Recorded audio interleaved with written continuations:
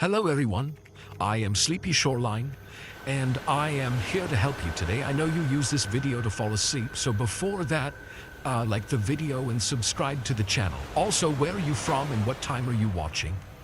Now get comfortable and relax. I'm 34 and live alone in a rather large house.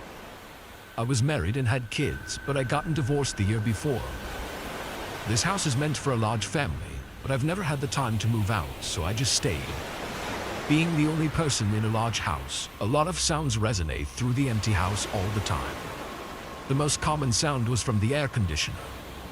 It would make a hollow thud sound in the walls, which would then resonate through the house, sounding much louder than it actually was. Don't get me wrong, it was creepy at first, but I got used to it. Anyway, this happened on a Thursday night after I got home from a long day at work. I went straight upstairs and took my work clothes off to put something more comfortable on, then jumped on the bed and turned on the TV in my room. I didn't spend much time downstairs because I didn't need to. I had everything in my room, so the only time I would be downstairs for more than a couple minutes was if I was in the kitchen. I laid back and rested my eyes. After a moment, through the TV playing, I heard that familiar sound. I didn't even open my eyes, I just continued to rest.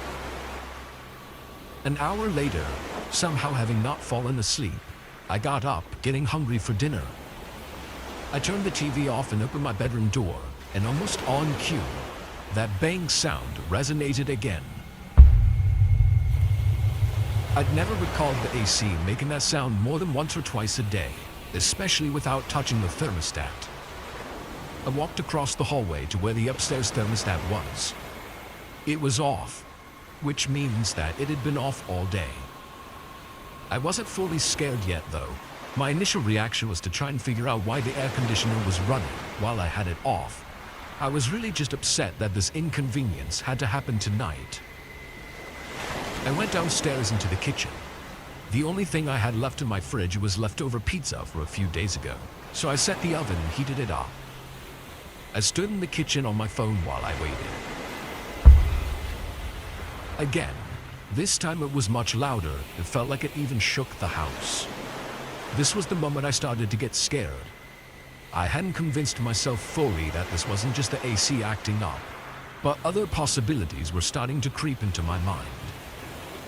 Once the pizza was done, I ate quickly, then figured it best to go into the basement and check the AC unit. I didn't want to be creeped out the whole night. I just wanted to know what it was and be done with it. I opened the basement door and flipped on the lights. There was nothing special to this basement. It was unfinished and just had some old furniture, along with some boxes with seasonal decorations in them. I walked down the steps to the bottom, then walked over to the AC unit. I wasn't sure what to look for, so I was kind of just looking around for anything obviously wrong, and while I didn't find anything, I did notice that it was completely off. Nothing was running. It had to be something else, which was not giving me the peace of mind I was looking for. I started walking back to the stairs, planning to check some other rooms on the first floor, but just as I started walking, I saw a figure right under the steps. The lighting was dim, but his eyes gave away his position. The person was crouched down behind some boxes under the stairs. I knew he saw me looking at him, as we were making eye contact, and I'd completely stopped walking. In hindsight, I wish I'd pretended to not notice and continued walking, but in the moment, I couldn't help my reaction. Once I snapped out of it, I sprinted up the steps and slammed the door behind me, locking it shut and putting a kitchen chair up against it. I didn't hear them following me, so I took it as a sign that they weren't here to fight. I called the police while standing next to the basement door in case they tried to escape. I was scared, but I also didn't want them to get away. I stayed on the line until the lady said the officers were 3 minutes away. Then I heard it again.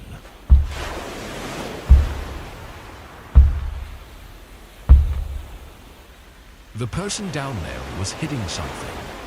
Over and over, heavy blows hitting something solid. It seemed like either the concrete floor or the wall.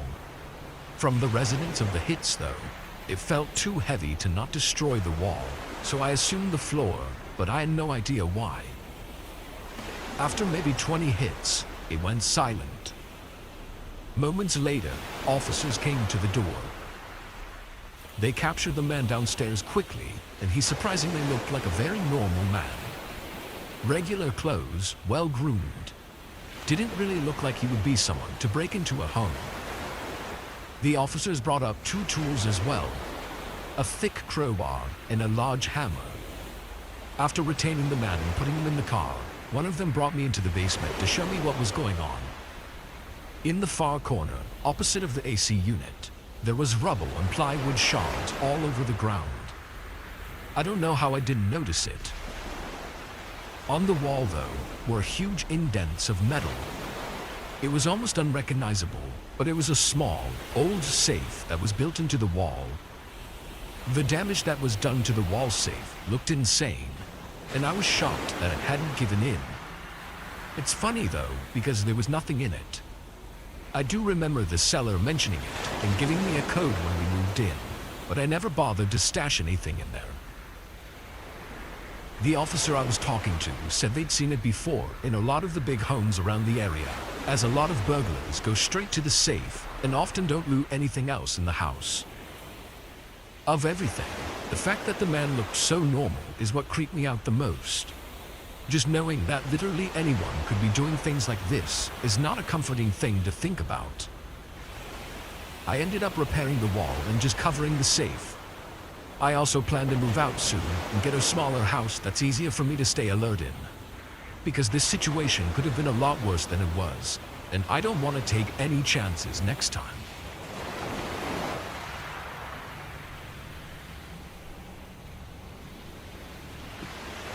I was 16 at the time. My parents were away on a short vacation to celebrate their 20th anniversary. I acted sad when they left, but really I was super excited to be alone and have the whole house to myself. They left Friday morning after I went to school.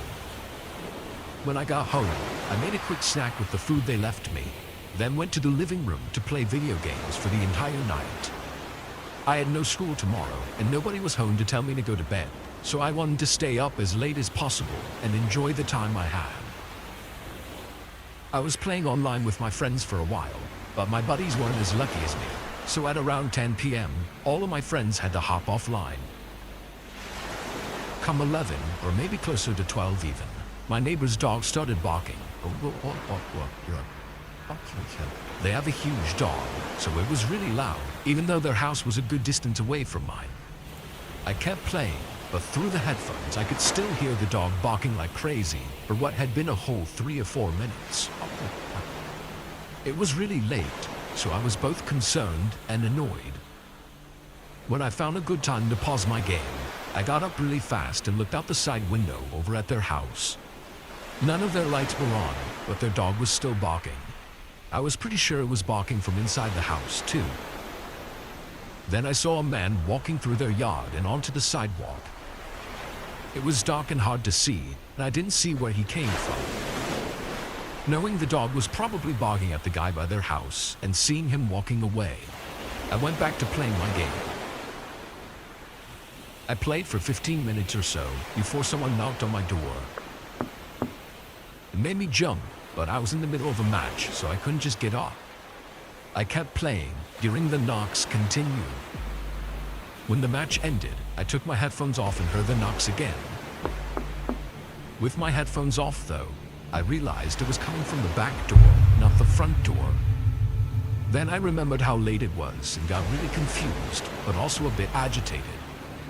What could they possibly want from me this bad to be continually knocking on the door at midnight? I stood up, but then I decided I didn't want them to see me and thought that if they realized nobody was home, then they'd leave and come back some other time. And if they stayed, then I'd know something was wrong. All the blinds were closed, so I didn't have to worry about that. I sat back down and continued playing. No more knocks came for a while after that. I played until almost 2 a.m. I was really tired and my eyes were struggling from staring at the TV for so long. I took my headphones off and turned off the TV, then went upstairs to get in bed. I laid in bed for a few minutes maybe, not very long, when I heard something outside.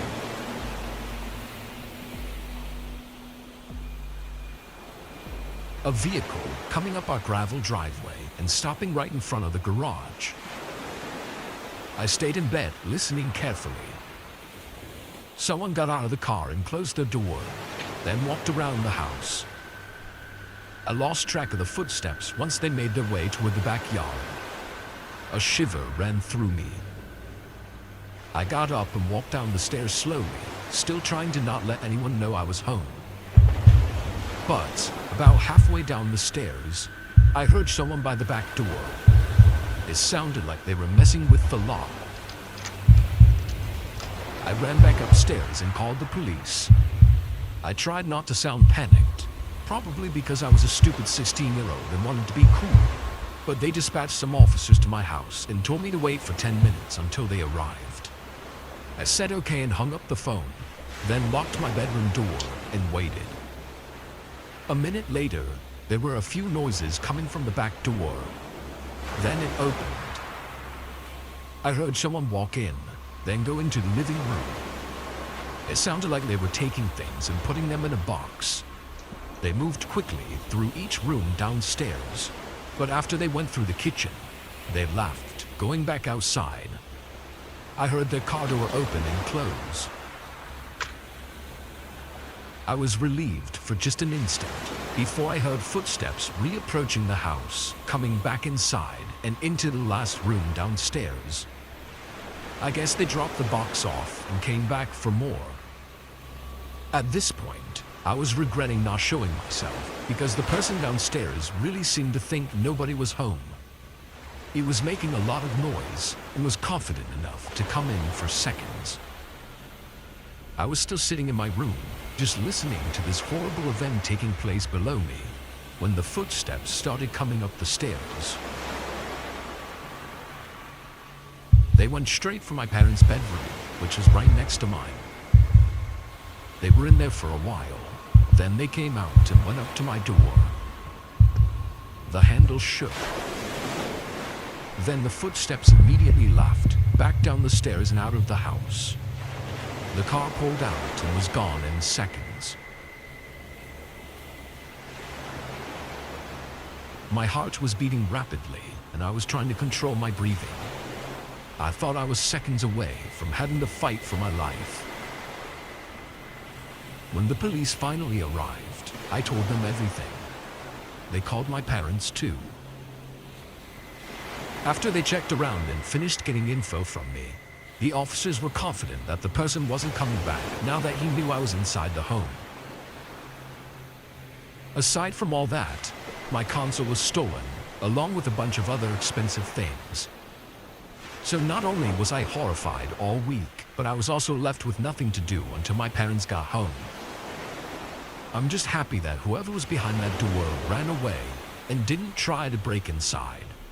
Because if he saw me, I don't know what would have happened. I work from home most days of the month. Sometimes I have to go into the office to pick something up or have an in-person meeting, but that would only be once or twice a month. Working from home is really nice, but I often find myself getting distracted easily. On this day, I had a lot to get done and not a lot of time to do it. I was focused, working on my laptop in the office, when the doorbell rang. I rushed over to the door and opened it a crack, seeing a man on my porch. "Can I help you?" I asked. "Hi, I'm looking for Mr. Peters," the man said, smiling at me. That was my name, but I didn't recognize him. "That's me. What did you need?" The man said he had important information to discuss with me and asked if we could talk in more privacy inside the house. I first asked what the information was about, but he declined to give any details. "I'm okay then," I said, closing the door. I went back upstairs to my office and started working again. A minute later, though, the doorbell rang again. I knew it had to be the same man. which started making me frustrated. I ran back down to the door and opened it, fully prepared to tell the men to leave, but he was already gone. There was no one at the door, and no cars or anything outside the house. I stuck my head outside and looked around, then closed the door again. The rest of the day went by without any more issues. I finished working, though had to do an hour of overtime. Once it got late, I shut off the TV and went upstairs to shower before bed. I turned on the water and was waiting for it to heat up when the doorbell rang again. I checked my phone, seeing it was 10:30. I wasn't going to open the door, but I wanted to see who it was, so I went back down and looked through the people. There was a man on the porch in dark clothing and with a face mask on. Even with the cover-up, I could tell it was the same man from earlier, based on his body shape and the way he was standing. My whole body froze, and I just watched him through the people. He rang the doorbell again. I could see he had something big in one of his pockets, either a large knife or a gun. It didn't even feel like any of this was really happening. I backed up quietly, but I think he may have heard me because he called out. "I'm looking for Mr. Peters. Just need to tell him something important." Thinking he knew I was there already, I ran upstairs and got my phone, calling 911. While on the phone, a gunshot ripped through the house. The sudden sound made my ears ring. I couldn't even hear what the officer was saying. The ringing faded over the next minute, and I heard nothing else. I was sure the guy had left, but I was still going to wait for the police. It was quiet for the whole time, until I heard sirens coming. Once they seemed to be nearby, I opened the bathroom door and stepped out and went over to the stairs. That's when I saw the front door was busted open, and not a second later, the man sprinted across the hallway and out the door, just before the cops pulled up. I think he had shot the lock out, and my ears were ringing so bad that I didn't hear him come inside. I gave the cops a description of the man, but there wasn't much else to go off of. The man was obviously at my home to hurt me, and likely kill me. He knew my name and had been looking for me. That's what still scares me. Until he gets caught, I don't think I'll ever get over the fear of him coming back.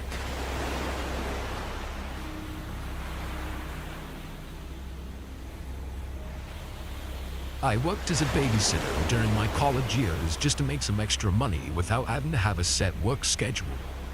For the most part, I took care of this one family's 4-year-old boy a couple times a week, as the parents would often have dinner events for work. The boy was quiet, but I appreciated that because he was easy to watch over. He didn't do much besides watch TV and play with toys, and he seemed to like me. This was my 6th time watching after him. I'd got to the house just before his parents left, and they explained that they would be back home around 11 tonight, and I needed to make sure that he was in bed by 9. The first few hours went as usual. I watched TV with him and made him a small frozen pizza. After finishing his food, he told me he had to use the bathroom and left for a few minutes. When he returned, he asked me about the shuffling noises coming from the basement. I was confused and immediately turned off the TV. Sure enough, as soon as the TV was quiet, I could clearly hear something moving around down there. It was very faint though, and I couldn't tell what it was. Seeing the boy was clearly scared, I assured him it would be okay and was probably just a small animal that had gotten in. I told him to wait up here while I go down to see what it was. By this point, the shuffling had already stopped. I'd never been in the basement of this house before, as it was unfinished and there was never any reason to go down there. So I was definitely being cautious. I opened the door and turned on the light by the stairs. Then I walked down quietly and turned the light on at the bottom of the stairs too, which lit up the whole room. It was a pretty big space, mostly filled with storage boxes. I walked around, checking behind a few boxes, but after not seeing or hearing anything else, I went back upstairs. The boy was waiting for me on the couch and shot up when he saw me. I told him everything was fine and nothing was down there, and gave him a big hug just to make him feel better. After a few minutes, we had already forgotten about the whole thing. And a couple hours later, it was getting close to 9 o'clock and I started to get him ready for bed. He went upstairs to his room and I made sure he was ready, then said goodnight and went back downstairs. I sat on the couch for probably 30 to 40 minutes, just scrolling through my phone, before hearing shuffling from the basement again. But this time, it was a lot louder.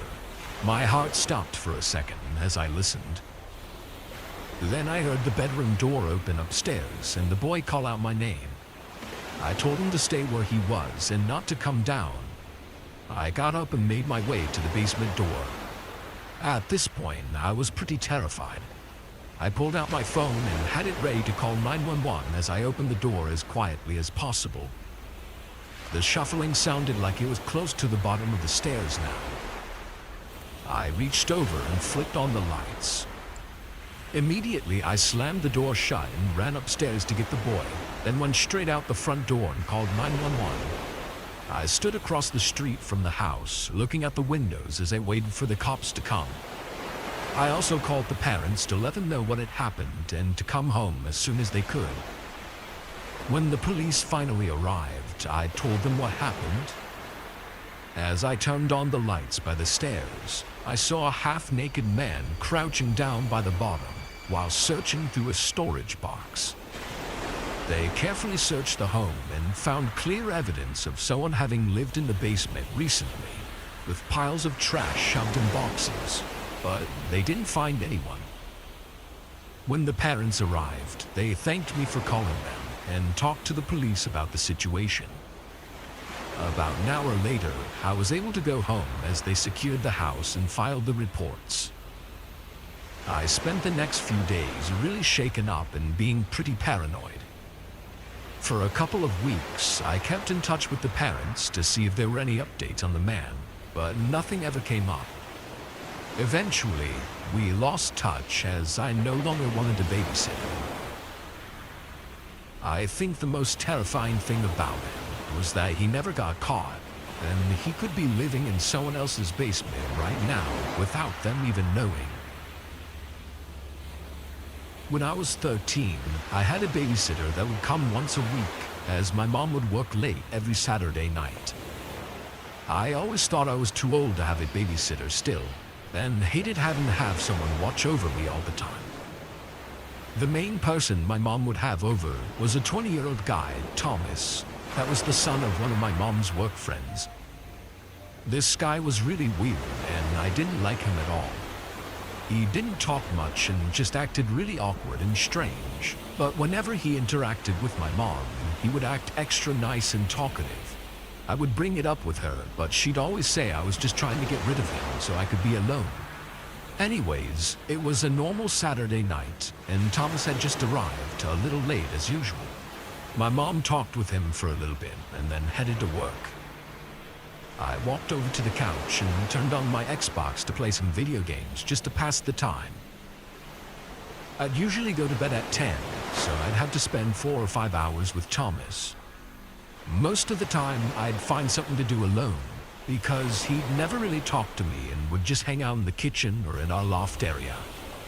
And today was no different. He stayed in the kitchen for a little bit, and after a few minutes, I heard him talking to someone. I tried to listen as best I could, but I couldn't make out what he was saying. The kitchen was right behind the living room that I was in, but he was talking really quietly. He went on for a few minutes, and then the talking stopped, followed by him coming into the living room and standing next to the couch. I looked up at him and saw he was holding his phone. Thomas said someone was going to come over just for a second and not to worry. I didn't really know how to respond other than to just say, okay.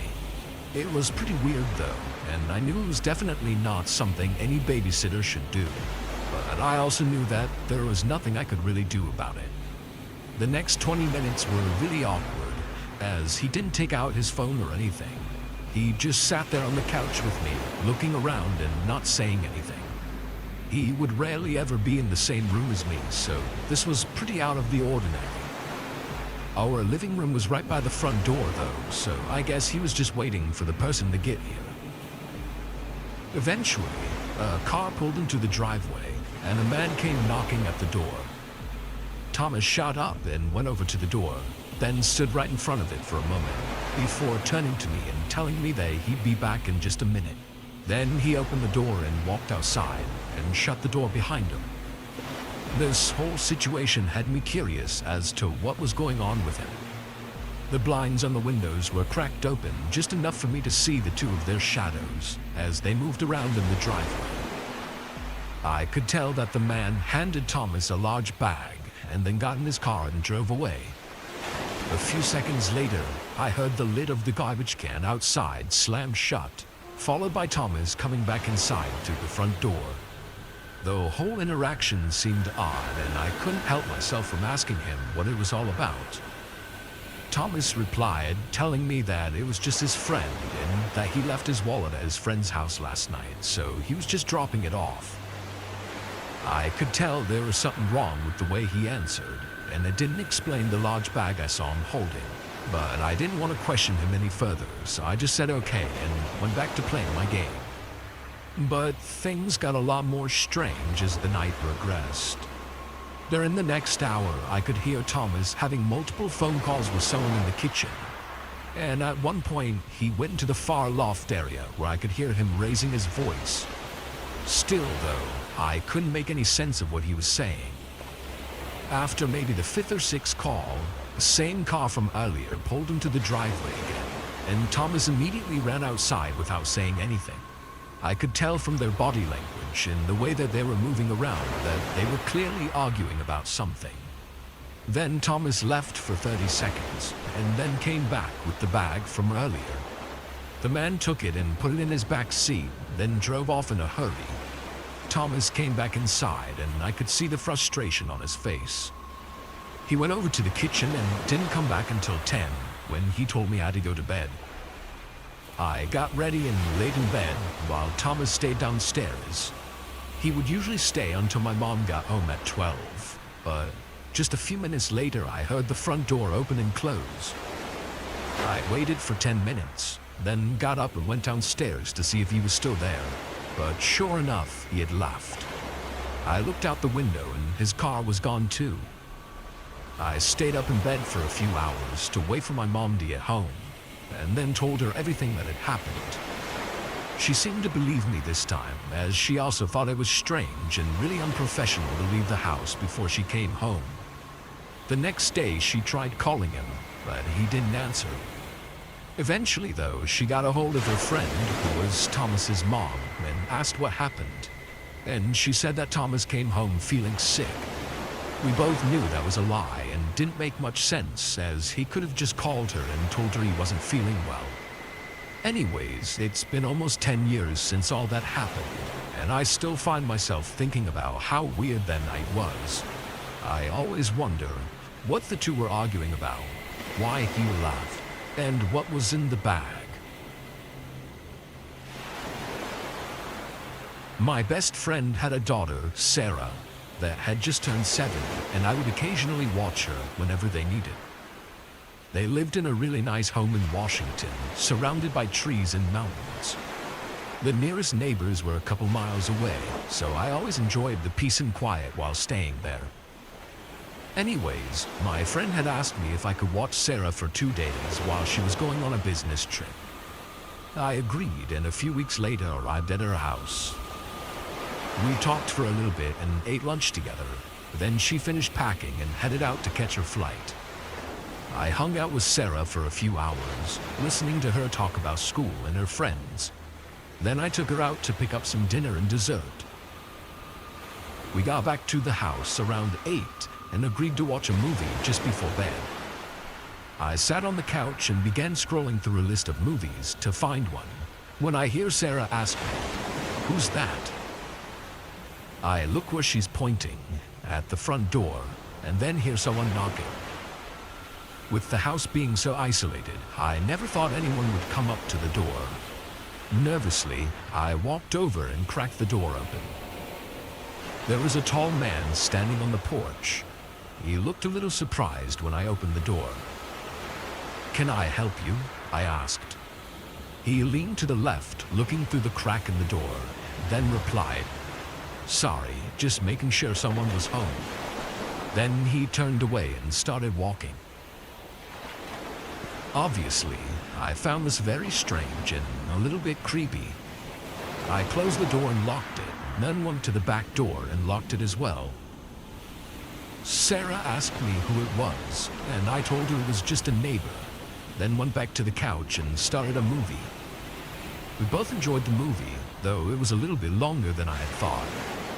I told Sarah it was time for bed and then followed her upstairs as she got ready.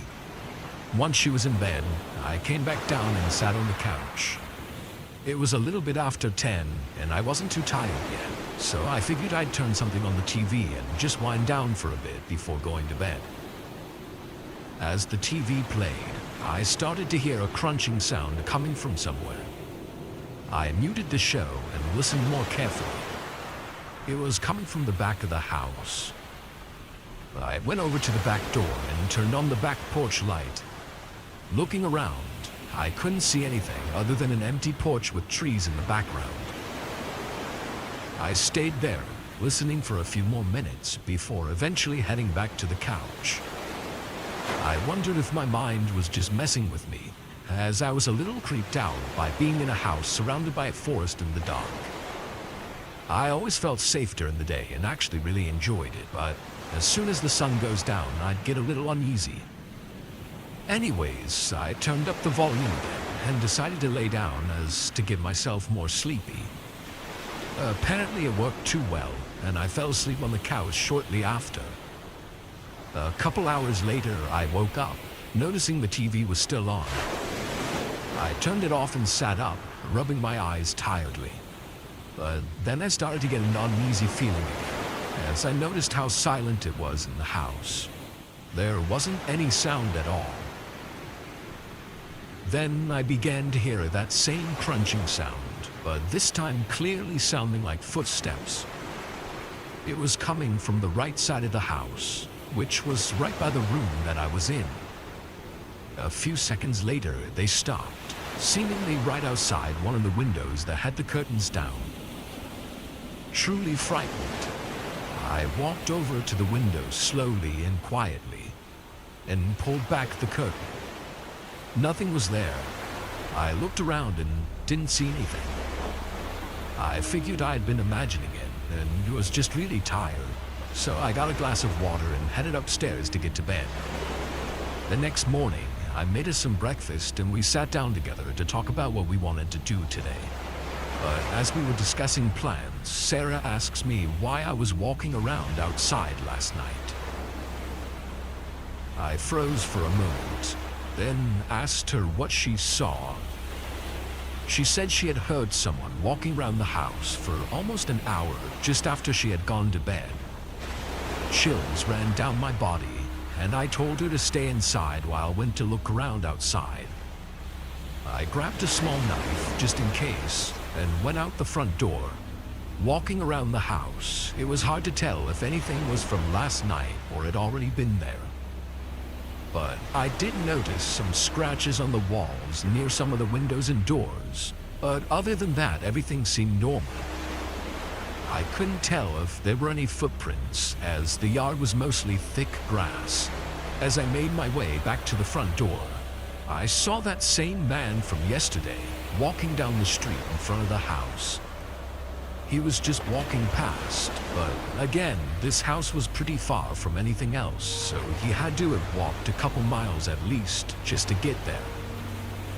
I went back inside and told Sarah that we were going to go to the mall today and walk around. I really didn't want to be in the house anymore, so I wanted to spend as much time away as possible. We stayed out for a while and didn't get back to the house until 6. My friend called me soon after just to check up on us.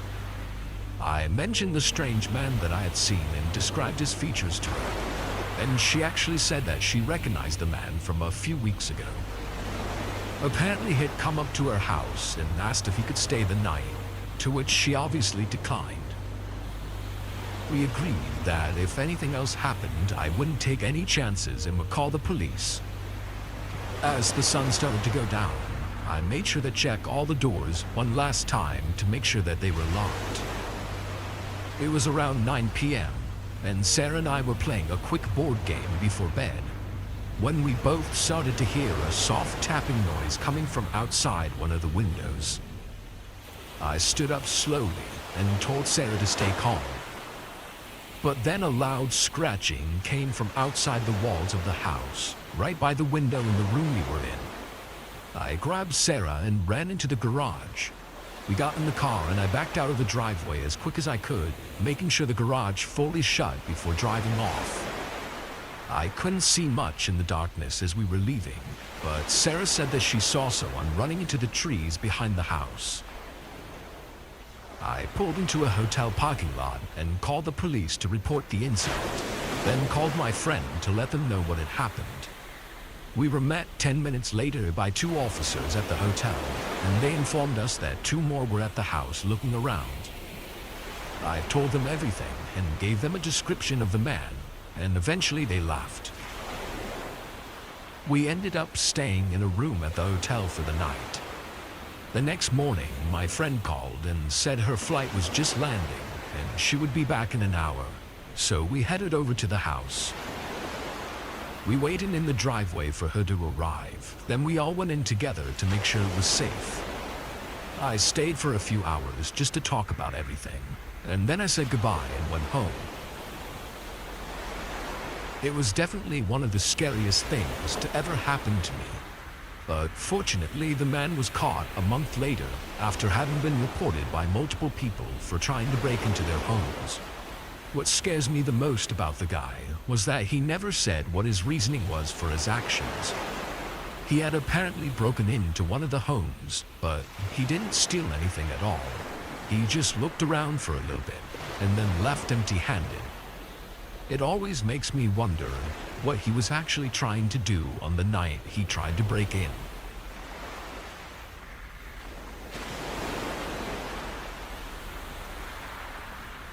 I was doing my Sunday night drives for extra money with DoorDash and Uber Eats.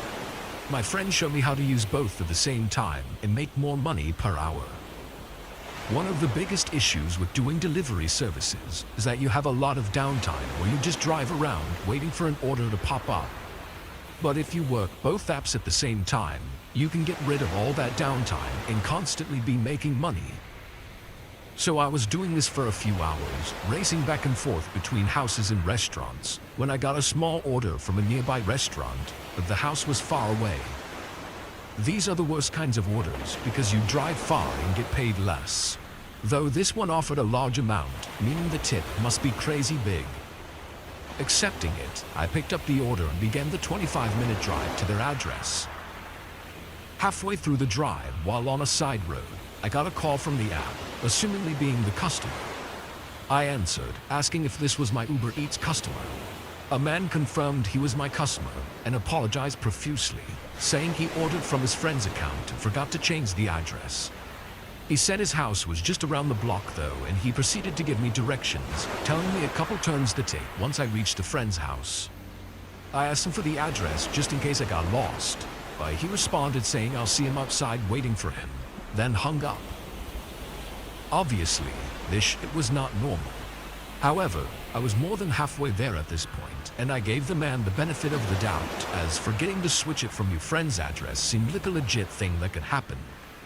It could have also been the fact that I was a bigger guy that helped me convince myself to go through with the delivery, as I wasn't really afraid of anything.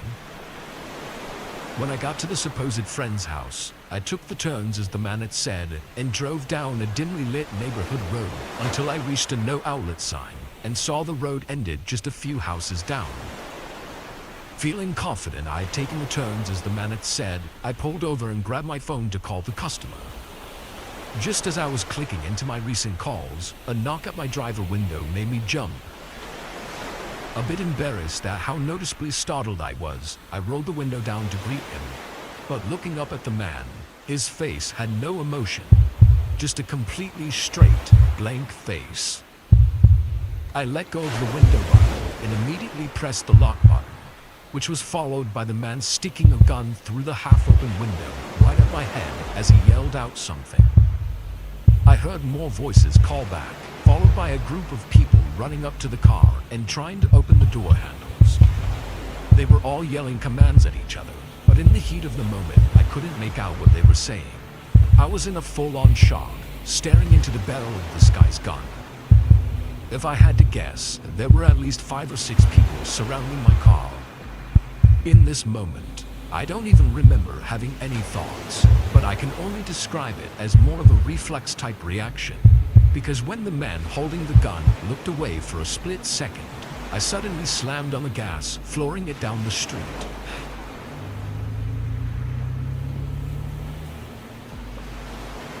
I'm surprised the man even held on to his gun as he pulled his hand out of the window just in time. Seeing the end of the road though, I quickly did a 3-point turn, and when I faced the other end of the street again, they were all gone. Not a single one of them anywhere on the road, sidewalk, or by the houses. They must have just fled the scene the instant I began driving. As soon as I made it out of the neighborhood, I called 911. These gang-type attacks are relatively common around here, but I never thought it would happen to me. Although nothing came of it, with nobody being found and every piece of evidence leading to nowhere, I see this event as a sort of wake-up call for me. I realized in the moment that the man put a gun to my head that being a big, confident man meant absolutely nothing. Taking a risk like that was purely stupid, because literally anyone with a weapon can have your life in their hands in an instant. If you work a job like this, or do anything where you see strangers regularly, be careful, because putting yourself in a risky situation with a stranger could be the last thing you ever do. During COVID, delivering groceries became pretty popular. And even after, people still had them delivered to their house. I was a picker for those orders, and when we were understaffed, which was pretty much all the time, I was also dropping them off. It wasn't a bad job. I actually enjoyed driving to people's homes. I got to see nice houses, and I didn't have to deal with the constant questions from customers, so I wasn't complaining. I got tips sometimes too, which was nice. Most of the time, though, I left the groceries at the doorstep, took a picture as proof, and then left. But I did have moments where I got to meet the people and help them take in the groceries. One instance was this older lady from Serbia. Her name was Vesna, and she loved me. We got to know each other, because every Thursday she'd have pretty much the same stuff ordered to her house at the exact same time. The first few times I dropped off her groceries, she never came outside, but I'd catch her peeking out the window at me. I'd give a little wave, take my picture, then get back in the truck and leave. I think once she realized it was the same person delivering her groceries every time, she got more comfortable. She came out and greeted me. Then slowly over time, I started bringing in the groceries for her and setting them on her counters. She was pretty old, so I was happy to help, and she also tipped nicely too. The more I went, the more I got to know her. She was recently widowed and lived alone. All her children lived far away, and she only saw them once or twice a year for the holidays when she could take the train. She was also retired, but she used to be a broker, which explained her nice house. I always looked forward to Thursdays, and this one was no different. She had ordered everything on Monday, as she always did, and I was dropping off the following Thursday. When I pulled into the driveway, I immediately noticed that something was off. She wasn't at the door like she usually was, but the door was open. I also noticed that all her blinds were closed, which was strange. She always kept them open so her plants could get some sun. I went up to the open front door, and not seeing her, I rang the doorbell. I waited for a bit, but there was no answer. I knocked a few times, and there was no answer again, so I naturally started to become a little worried. She was old, so my immediate thought was maybe she fell or had a heart attack or something. I kind of stood there wondering what I should do. I thought maybe I should go inside, but I was also on the job, and I know the rules are that if no one answers, I just have to leave the groceries on the porch. Being her friend though, I decided it best to go inside and at least put her groceries on the counter like usual. The door was open after all. I grabbed all the bags in both my hands and walked straight into the kitchen. All the lights were on and everything was quiet. Placing the bags on her counter, I called out her name. Again, hearing no response. As I started walking out, calling the police crossed my mind, but I didn't really know how to explain this was an emergency, because what if she was just out of the house? Maybe she was just visiting someone, and I just wasted the police officer's time. I really was in a weird position, but I just knew something was wrong. But just as I got to the doorway leading outside, I heard movement in the house upstairs. I felt relieved for a moment, calling out for Vesna, but then there was again no response. No one came to the door or answered me.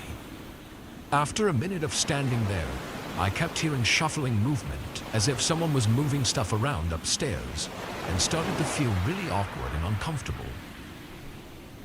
I headed back outside and got in the car. I sat there for a little while, and after a minute, I saw the curtains on the second story move to the side as if someone was looking at me through the window. I pulled out and drove around the corner, then parked on the street and sat there, just really confused. I didn't know if it was her and she just didn't want to see anyone, or maybe one of her kids. I was also concerned with whether or not I should call the police. I drove off, went around the block, and then decided to drive by her house again. I sat there for a little while again, until I saw the upstairs curtains open. I saw a male figure look out, and then closed it quickly as if seeing my truck scared him. I knew Vesna had 2 daughters, and she had a son, but he had passed away years ago. So I'm not sure who could possibly be at her house with her not there. And where would she be anyway? I had been there too long though, and had to get back to work. The following week, there were no orders from her for the first time in almost a year. I drove by her house after I got off on Thursday, and in the driveway was an officer's car. When I got home, I searched her name and found that she had been filed as missing only a few days after I'd been there to deliver her groceries. I noticed the date they said she was likely last at home though was the day after she had ordered the groceries. 2 days before, I had gone to her house and saw that man. I went to the police with all the information I had. I don't know who that man was, or if I was close to having something happen to me as well. But it's been nearly 3 years now, and there have been no updates.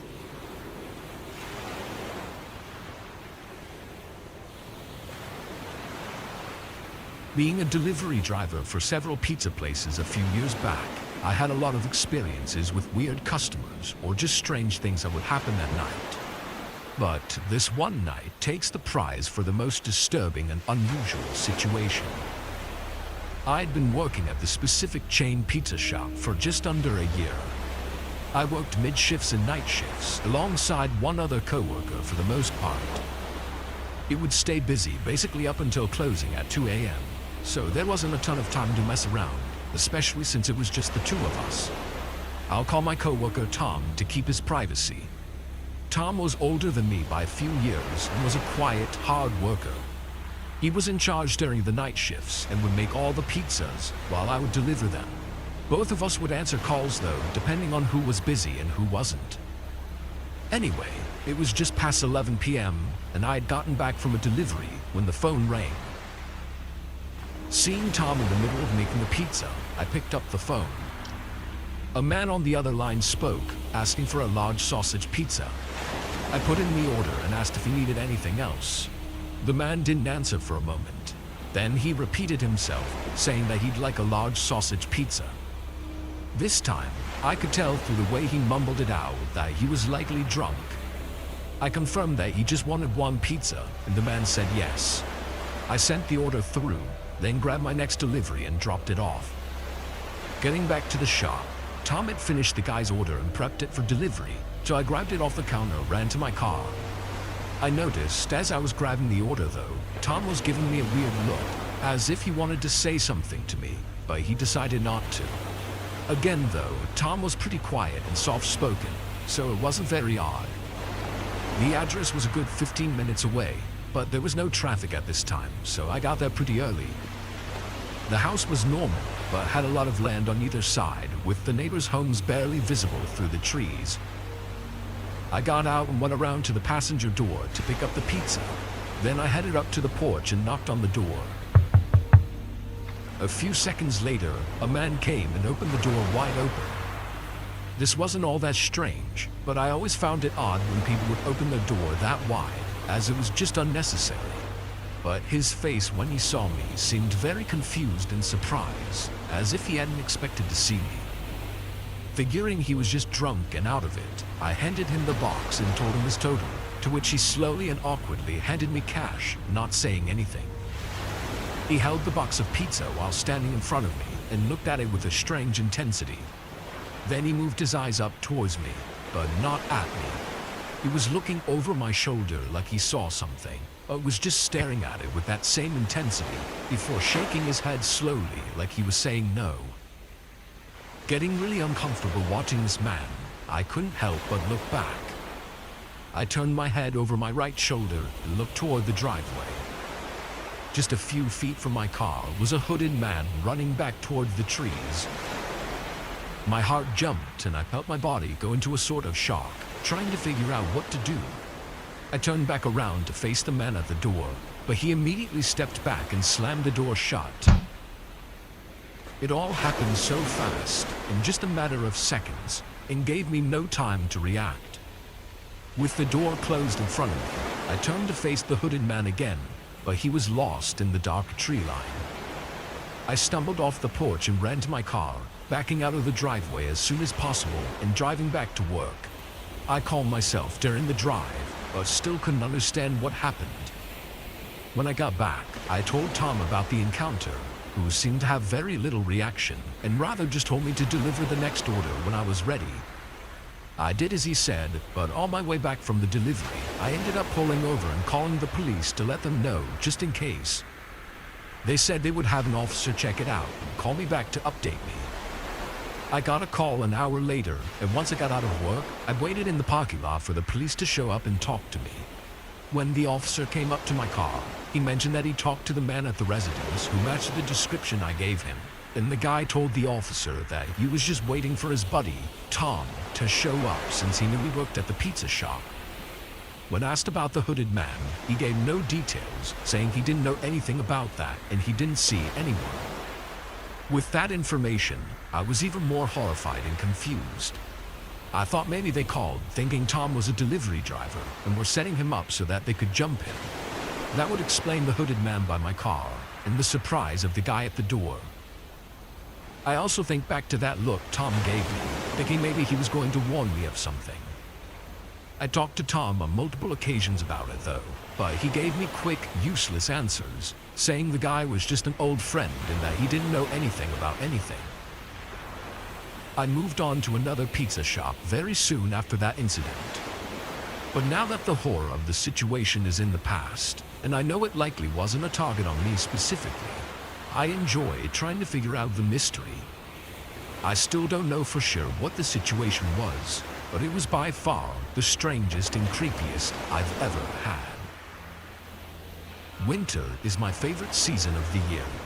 There's just something about the feeling of snow falling and holidays that puts me in a good mood all throughout. However, I live in a fairly cold state, often causing tons of snowfall during these winter months.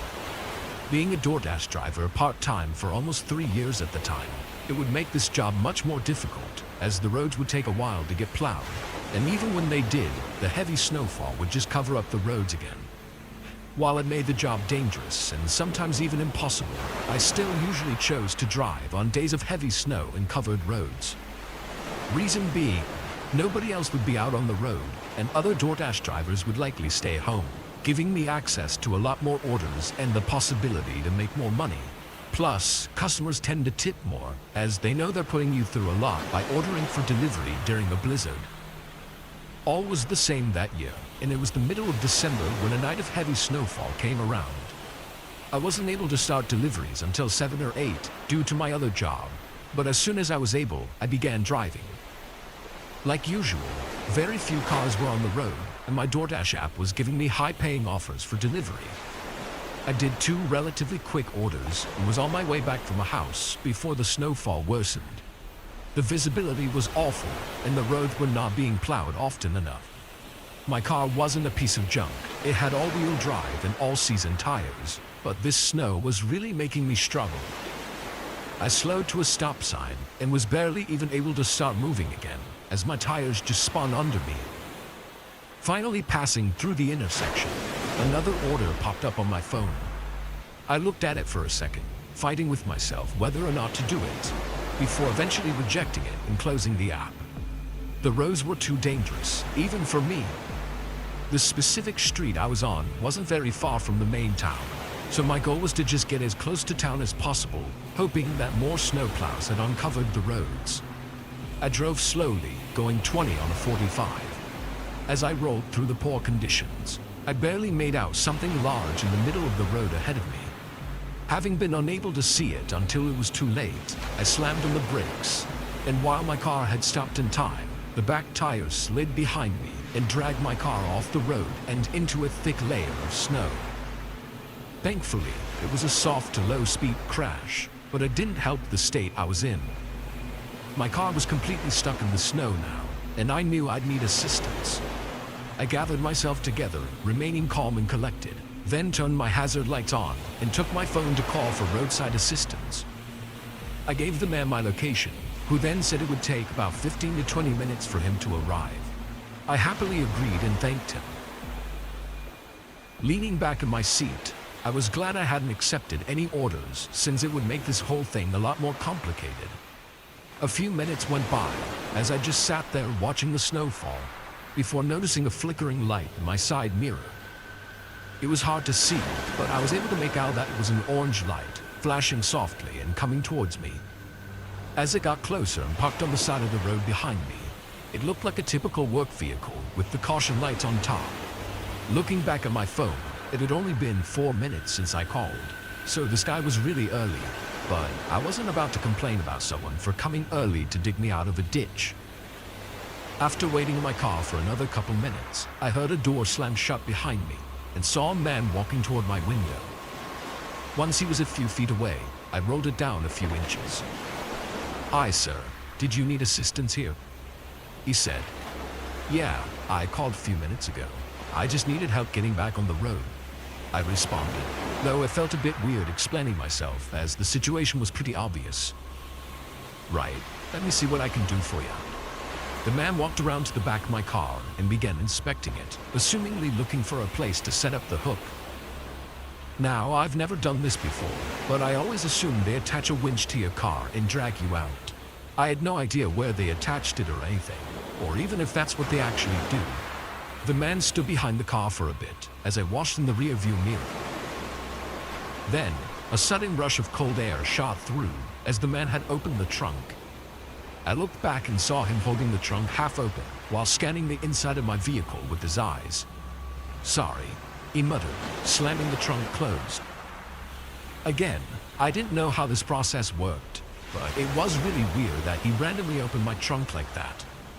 I couldn't think of a reason that he'd possibly need to open it for. My suspicions started rising, noticing he was clueless, and I started putting pieces together. I quickly called the roadside assistance number again. A few rings went by as I waited anxiously before the same man as last time picked up.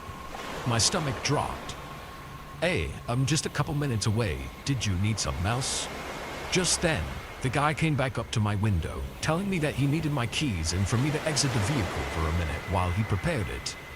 I kept the phone by my ear, then awkwardly told the guy that I just needed a minute as I was on the phone. He didn't respond, but rather just stood there watching me, as if wanting to listen to my conversation. I was trying my best not to panic. With the guy still next to my door, I rolled the window up. The man immediately began knocking on the window, asking me what I was doing in a rather aggressive tone. I then locked the doors, and as soon as he heard that, he tried pulling my door open and began yelling at me. I was terrified, knowing I couldn't go anywhere. As this was going on, I heard another door slam shut from the truck behind me and saw another man running towards my car with something in his hand. Then, an extremely loud horn blared from behind us, followed by bright lights shining at my car. The two men ran back to their truck and immediately drove away, revealing the roadside assistance truck. Two men got out and came up to make sure that I was okay. Apparently I'd left the call on, and the men heard what was going on, so they rushed to help me. Also, after notifying the police, I found out that there were multiple cases very similar to mine that happen when we get heavy snowfall. The men supposedly drive around looking for people that are stuck, then steal their cars and rob them, while pretending to be roadside assistants. I wouldn't even doubt they were the ones that put that large object in the street that caused me to swerve and slide off the road. I'm lucky for the way the events played out though, and I don't think I'll ever drive in bad conditions again. My uncle had offered me to look after his house while he went on vacation with his family in Europe. My aunt and cousin had already left in advance, while my uncle had to finish up some business first. Once he finished everything he had to do, he asked me to take care of the house for a few weeks. He knew how much I wanted to live alone, so he offered me this opportunity to experience it for the first time. He forbid me from inviting any friends over or hanging out in the yard too much. I didn't understand why, but I assumed he didn't want me to walk outside too much, as the large amount of snow that had accumulated could cause an accident. After giving me many instructions on how to take care of the house, he left me a large amount of food in the refrigerator, then left. I must admit that at the beginning, it was actually better than I expected. I didn't feel uncomfortable being alone, and I actually felt I could do whatever I wanted. Everything was going perfectly until the middle of the night, a noise woke me up.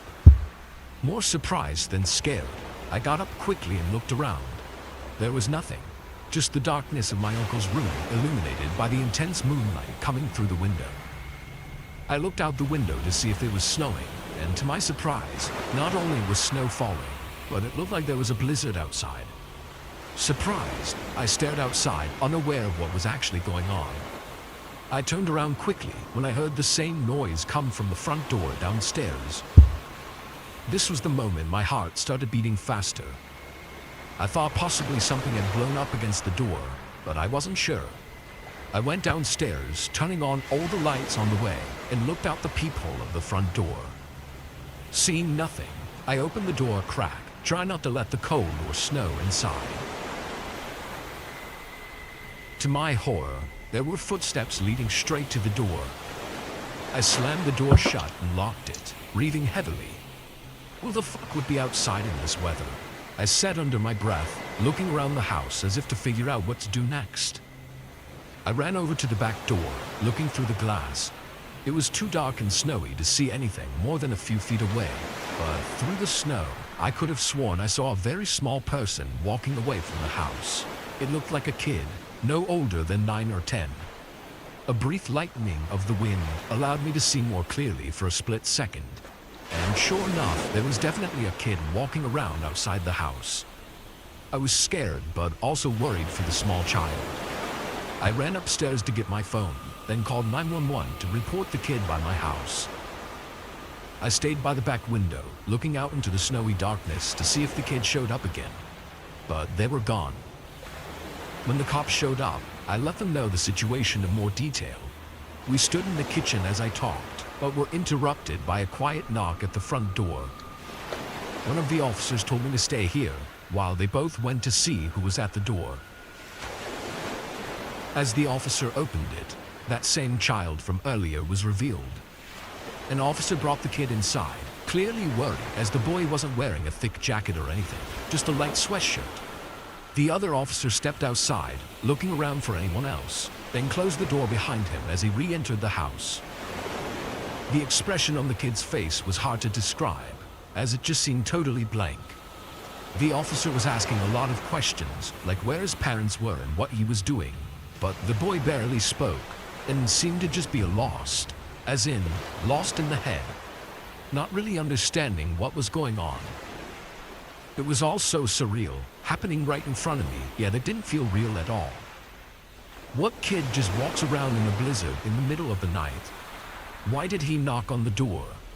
Why was he alone and expressionless? We didn't get answers for weeks. By then, my uncle was back and no longer needed me to watch the house. Of the few words the boy spoke, he had told the investigators that the house I was at, my uncle's house, was where he lived. However, 2 weeks after I found him, another family positively identified the boy as their lost child from months ago. Keeping up with this news, my mind was spinning, but things continued to get stranger. Not even a month later, another missing kid was found sitting in the street in front of my uncle's house while he was on vacation again. Apparently there's no connection between the two missing kids, but it seems a little too coincidental to me. It made me question everything, like why my uncle wanted nobody over and for me to stay out of the yard. Was he doing something I didn't know about? Why did he leave several days after his family left? Was he possibly keeping people somewhere? Obviously, I could be completely overthinking everything, but who knows? The cops checked the house after the first boy was found, and my uncle was compliant with everything. So it could be a great coincidence of two missing children being found outside his home, or it might not be a coincidence at all.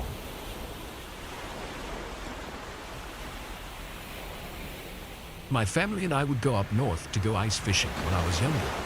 My parents had friends that owned some cabins in pretty much the middle of nowhere. There was a small gas station about a mile away, but after that, it would take about 20 to 30 minutes to see anything else. On our way up, snow was starting to fall, and I just wanted to get settled in and play some games. It was an 8-hour drive to get where we were going, and it would be around 4 p.m. when we finally arrived. It was January, so the sun was starting to set already, and I was pretty tired. We pulled into our cabin's parking lot and started to unload. The cabins had smart locks, so all you had to do was get the code and enter it in. Then it would give you the key to unlock the door. I grabbed my backpack and suitcase and went to enter the code, but I noticed there were already tracks leading up to the door. I told my dad, and he said it was probably the cleaning person or something. I took his word for it and went to open the door. Walking inside, I saw a bit of water on the floor. Again, I assumed it was from the cleaning lady. Other than that though, it looked fine and just how I remembered. I went to my room that I'd always stay in, and I started to unpack. But when I went to close the blinds on the window, I saw tracks again. It looked like they were coming from the woods and up towards our house. And judging by the snowfall, they had to be fresh. I told my dad, and he said he would check it out. By the time we got everything unloaded though, the snowfall had gone from sprinkling to almost blizzard-like. My dad said if anyone was out there, they're definitely not anymore if they're smart. He made SpaghettiOs for me and my mom, and we watched a movie. Then I went off to bed. I was awoken a few hours later to a thumping on the wall. It had sounded like it was coming from outside my window. I tried to go back to sleep, but it happened a few more times, and at this point I wasn't even scared, but more annoyed really. I got up and checked outside the window and saw nothing. The snow had let up a bit, so it was easier to see. I noticed the tracks again though, almost the same place they were the first time, coming from the woods. I made sure the windows were locked before going back to bed, as I couldn't really do anything about it anyways. The next day, I told my dad, and he seemed skeptical. We went out there together, and sure enough, there were human footsteps leading from the woods to our cabin, right up to my bedroom window, then to the front door, and then back to the woods.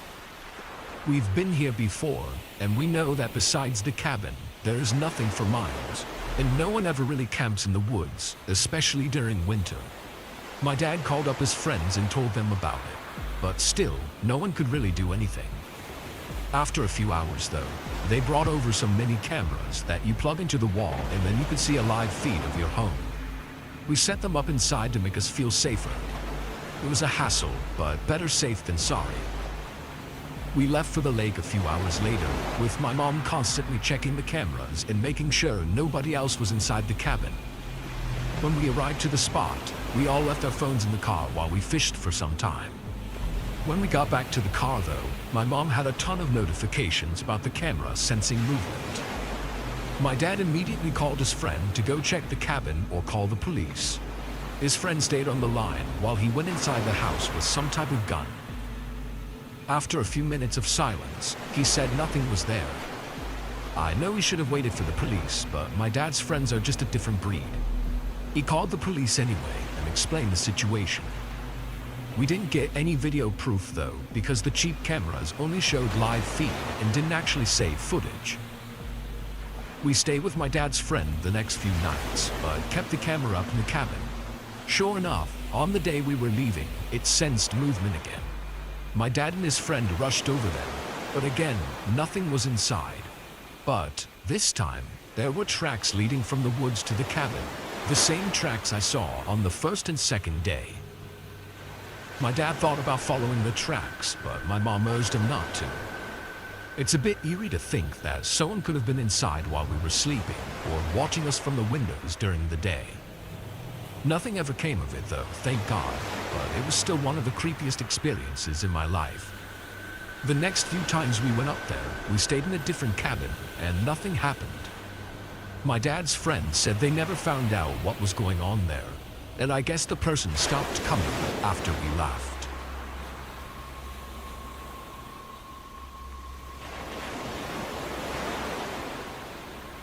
My girlfriend left me 2 weeks before this. I know 2 weeks is not long enough to fully process a breakup and start using Tinder, but I was desperate. Within a few days, I had 2 girls I was talking to regularly. I asked them both out on a date for separate days, hoping one of them would be a good match for me. Unfortunately, the first one ghosted me though, so I was left with just the one, making me even more desperate. In her picture, she seemed like my perfect type. Blonde hair, blue eyes, and just really attractive. Her personality, however, left much to be desired, at least over text. She was bland and bad at conversation, but some people are just better in person, so I figured I'd give it a shot and continue with the date. I decided on a cheap restaurant that she agreed was close enough to her. On the night of the date, I got ready and drove down, then texted her that I was there and stood out in front of the restaurant. I was 5 minutes early, so I wasn't expecting her to show up right away. But after waiting for 20 minutes, I tried calling her. The phone rang for a few, then she answered. "Hey, where are you?" "I'm right outside the place," I said. I waited a few seconds. "Hello?" She hung up without saying a word. Great, another girl ghosted me. I was embarrassed and annoyed. I got back in my car and drove home. I made myself a bowl of cereal, then chilled on the couch and tried to forget about life for a while. I passed out around 8, still on the couch. When I woke up, I reached for my phone to check the time, but I couldn't find it. I opened my eyes a bit wider and sat up, still searching for my phone. During my search, I caught something in the corner of my eye. My back door was slightly open, just barely, not even enough to see through the crack between the door, but open slightly enough so that it wasn't even with the wall. Kind of like someone had pulled it partially closed so that it wouldn't make the click sound. I stood still, looking around. Everything felt like it became so quiet. I took one last quick search for my phone, then gave up and walked over to the back door. It was just as I'd said, barely not closed. I always kept every door locked, so this was a terrifying thing to see after napping just a few feet away.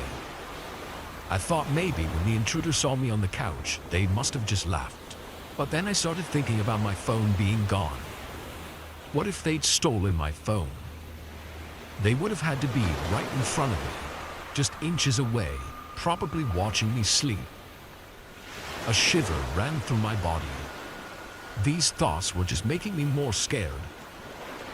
I pushed the door shut and locked it, praying that whoever it was had already left.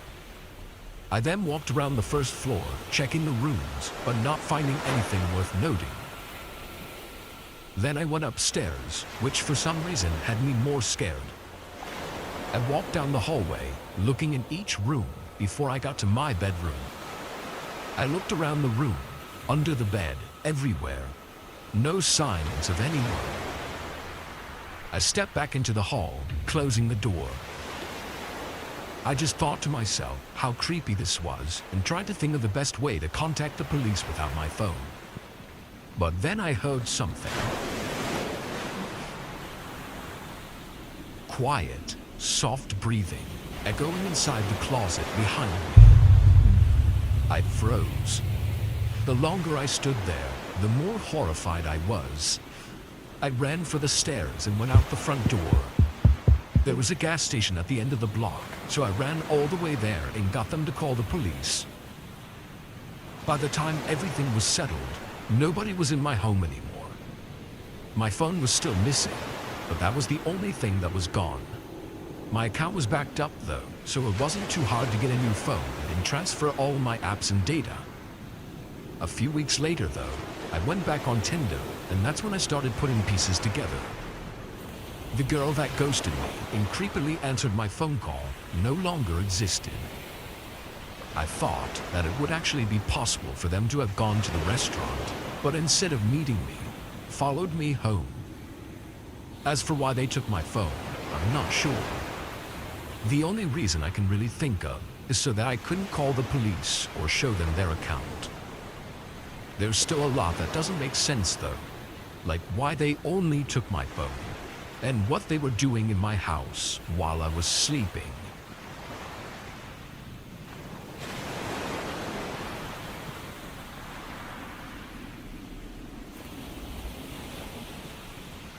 I'm a 26-year-old female, and at the time I was 23 and in college. I used Tinder throughout the second half of my college years. I wasn't exactly looking for a long-term relationship, but I also wasn't entirely avoiding it either.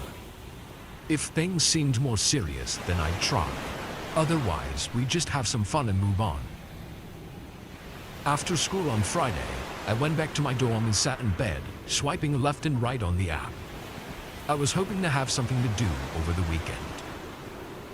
After some time, one of the guys responded.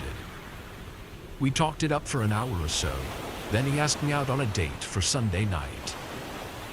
I agreed, though it was rather quick to ask me out. We texted for a while longer, mostly about school and hobbies. He said he went to the same school as me, but was in the dorm building on the opposite side of the campus. Anyway, on Saturday we texted back and forth a few more times, and come Sunday, I met him at a popular restaurant not far from the campus. Over dinner, he didn't strike me as anything but a normal person. So normal that he was almost a little boring. I found him attractive though, and thought he was maybe holding back on a lot due to just meeting me. Once we finished, we went outside and set another date for the next week. As I said goodbye and started walking away, he asked me if I needed a ride home. Living in the dorms at the campus, I didn't have a car, so I just walked everywhere, including the restaurant. I was surprised he even had a car, since he lived at the school as well.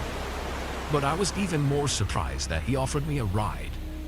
It seemed like he was trying to make his move for tonight, which I wasn't expecting. But seeing as I enjoyed my time with him, and he was just like any other guy, I took him up on the offer. The campus was a 25-minute walk away, so if nothing else, at least I'd be back sooner. He showed me over to his car, which was just an older black Honda SUV. I got into the passenger seat and he started driving. As soon as we were on the road, things started to get awkward. I tried making small talk, but he wasn't really responding. So I sat back and neither of us talked. After a few minutes, he took a left turn.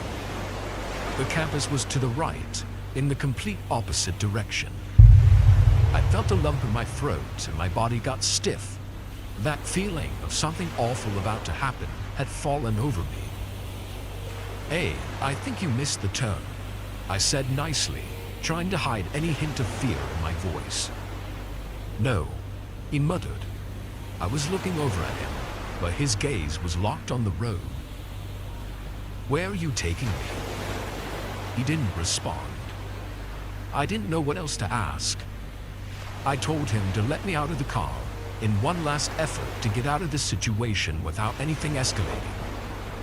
He still didn't respond. The further out he drove, the more remote the area became. My head was aching from the fear of getting too far out to be able to find any way out of this. I still had my phone in my pocket, which I knew he was going to take as soon as we stopped wherever he was taking me. My plan, and really my only plan, was to try to take out my phone as quickly as possible and dial 911 before he would have time to react. I waited until he started making a turn, and right when he looked the other way, I pulled my phone out and with shaky hands dialed 911. He noticed immediately, trying to grab my phone mid-turn and jerking the car. I was able to keep myself away from grasp while the phone rang, and as soon as I heard a voice on the other side, I yelled for help, saying the street names and direction we were going. The man was still fighting me for my phone, hitting me and pulling me toward him. In the midst of the fight, he lost control of the car and ran off the road straight into a speed limit sign. I was dizzy and my vision was blurry, probably from a concussion, but I could hear the operator on the phone talking from somewhere under my seat. I almost forgot the situation I was in, but once it came back to me, I immediately looked over. The windshield was shattered and the airbags were out, but the man I was with was gone. I tried to see out the windows, but he was nowhere. I didn't even remember seeing the windshield shatter or the airbags go off, so I might have even been unconscious for a few seconds or minutes without knowing it. I searched for my phone, telling the operator what happened and that I was okay. Officers came soon after. I had no lasting injuries, just some pains around my body. But what hurts the most is that I was so sure they would catch the man, having his name, description, and license plate. But I was wrong. The car was stolen the day before, which is probably why he abandoned it after the crash. His name was likely fake, although it was a really generic name anyway, and his Tinder account was removed. So, all they have is a description of what he looked like. I should have been more careful, and I definitely have been ever since. What he planned on doing with me is something too awful for me to even think about. I just really hope that he's not out there trying to do the same thing to someone else. I met a man, named as John, on Tinder. He was kind and well-spoken, and we had gone on 4 or 5 dates before he invited me over to his home. I'd known him for almost a month and was ready for this next step to start dating outside of the public scene. I drove over to his house at 6:30, where he said he would have a nice homemade dinner ready for us. Driving up to his house, there were 2 cars in the driveway. I never asked if he had roommates or anything, so I thought maybe that's what this was. I didn't see it as a bad thing, but just something that he should have told me before coming over. I drove back around and parked on the curb in front of his house. I walked up to the door and rang the doorbell. John opened the door quickly with a big smile and invited me in. By now, I'd already decided in my mind that this probably isn't the right guy for me, but I didn't want to be disrespectful and fully commit to ending things after just seeing his house for the first time.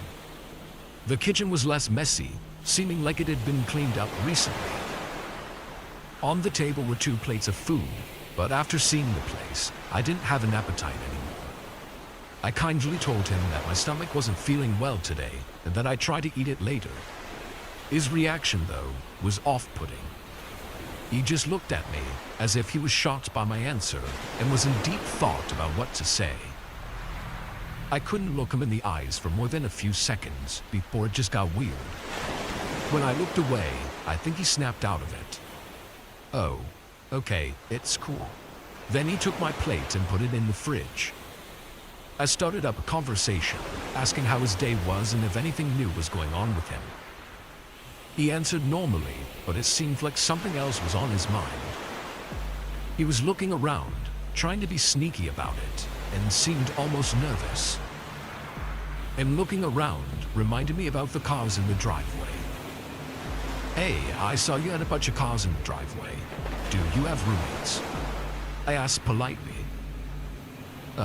Yeah, they're away for the weekend though, he said. Then he got up and excused himself, saying he had to take a call, and walked back toward the living room.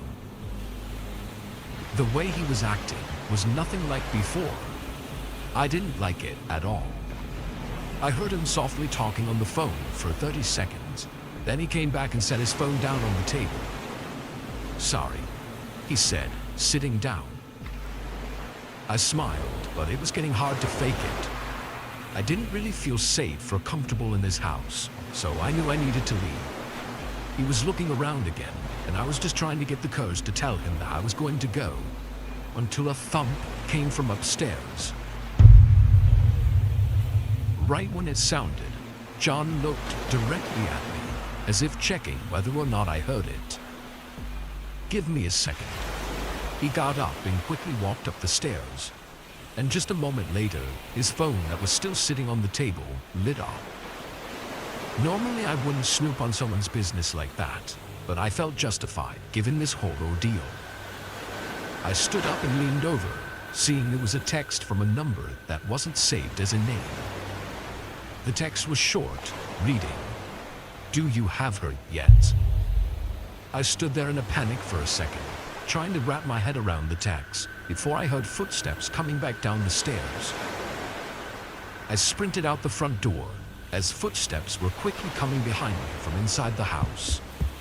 I got in my car and floored it out of the neighborhood. I took some time to calm down as I sat in my car in my driveway. Then I called the police. I didn't know if there was something going on or not, but I don't feel like I was in the wrong for believing there was. Why would he lie about nobody being home? And what was that text supposed to mean? It all added up in my mind. But the police questioned John, along with his roommate that was upstairs. They even allowed the officers to do a quick search of the home, but they found nothing pointing to any bad intentions. The officers sympathized, saying they understood my concerns and that they would have felt the same, but there just wasn't anything else they could do. So now I'm left to just hope that I took it all the wrong way and there was nothing else going on. Just a simple lie he told, and a strange message that meant nothing. This happened to me several years ago when I was in college. It was just after finals and winter break was starting, so they gave us a little under a week to get our stuff together and leave for the month. I'm not sure if all colleges did this, but ours didn't allow students to stay in the dorms during large breaks, like winter and summer. Anyway, my parents were supposed to come on the very last day possible. I didn't have much to pack, so I just waited. During these days though, I said bye to all my friends and the whole building was pretty much emptied immediately. It was winter break after all, so everyone was eager to leave. My parents were driving though, and they had busy lives, so that's just how it was for me. I honestly didn't mind the quiet though, but it was the night before my parents were going to arrive, and basically no students were here anymore. Around 10 o'clock, I got ready for bed and turned off the lights in my room. I don't think it was even 5 minutes later when a knock came from my door. I jumped as it kind of freaked me out. I had no idea who could possibly be at my door, given all the people I knew had already left. Not to mention, it was 10 p.m. Regardless, I got up and went over to the door. When I opened it, I was surprised to see a large, young man standing there, bundled up in a winter jacket. He looked like a student though. "Can I help you with something?" I asked. He asked me if I'd seen a guy here. He didn't give me a name, but rather just described his features. Before answering, I asked why.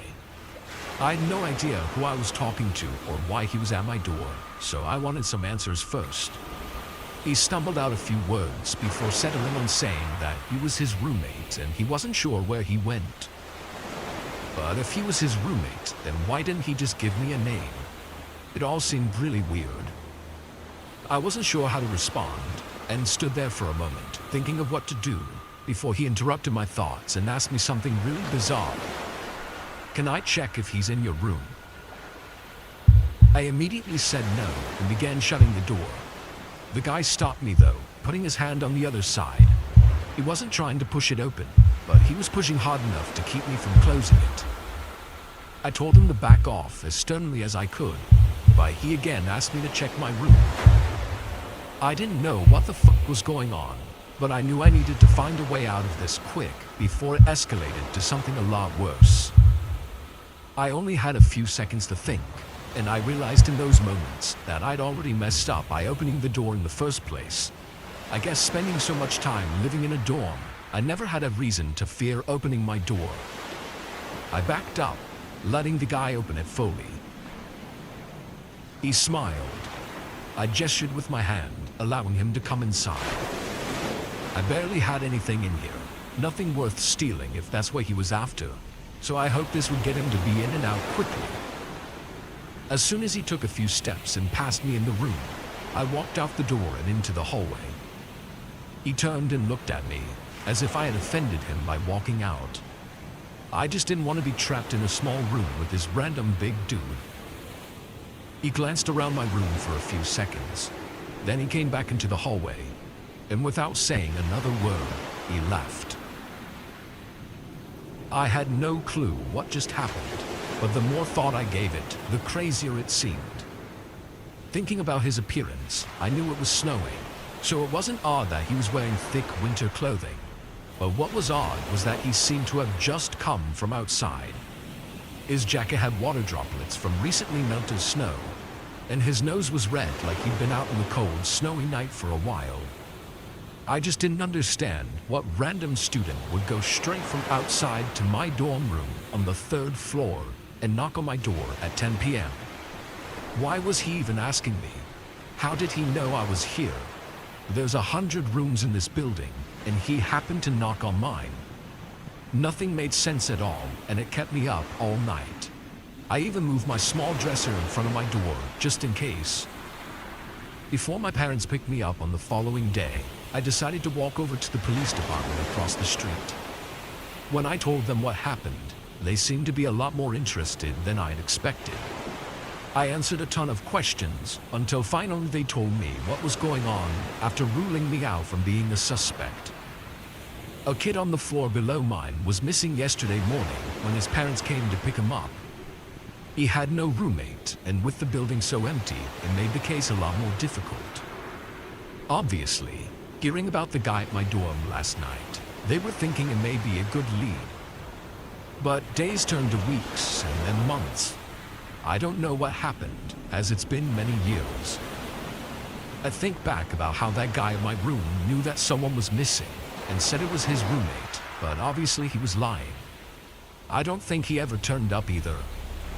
I also think about why he came to my room specifically, and if he planned to make me go missing as well.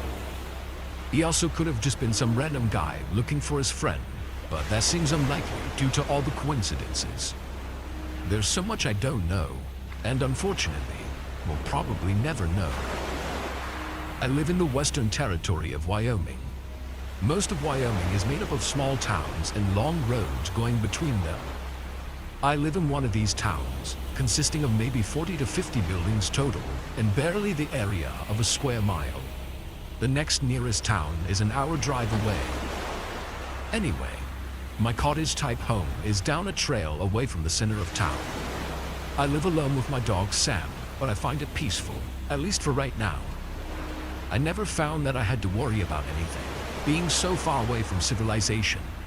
But one night, I realized that that was exactly why I should be worried.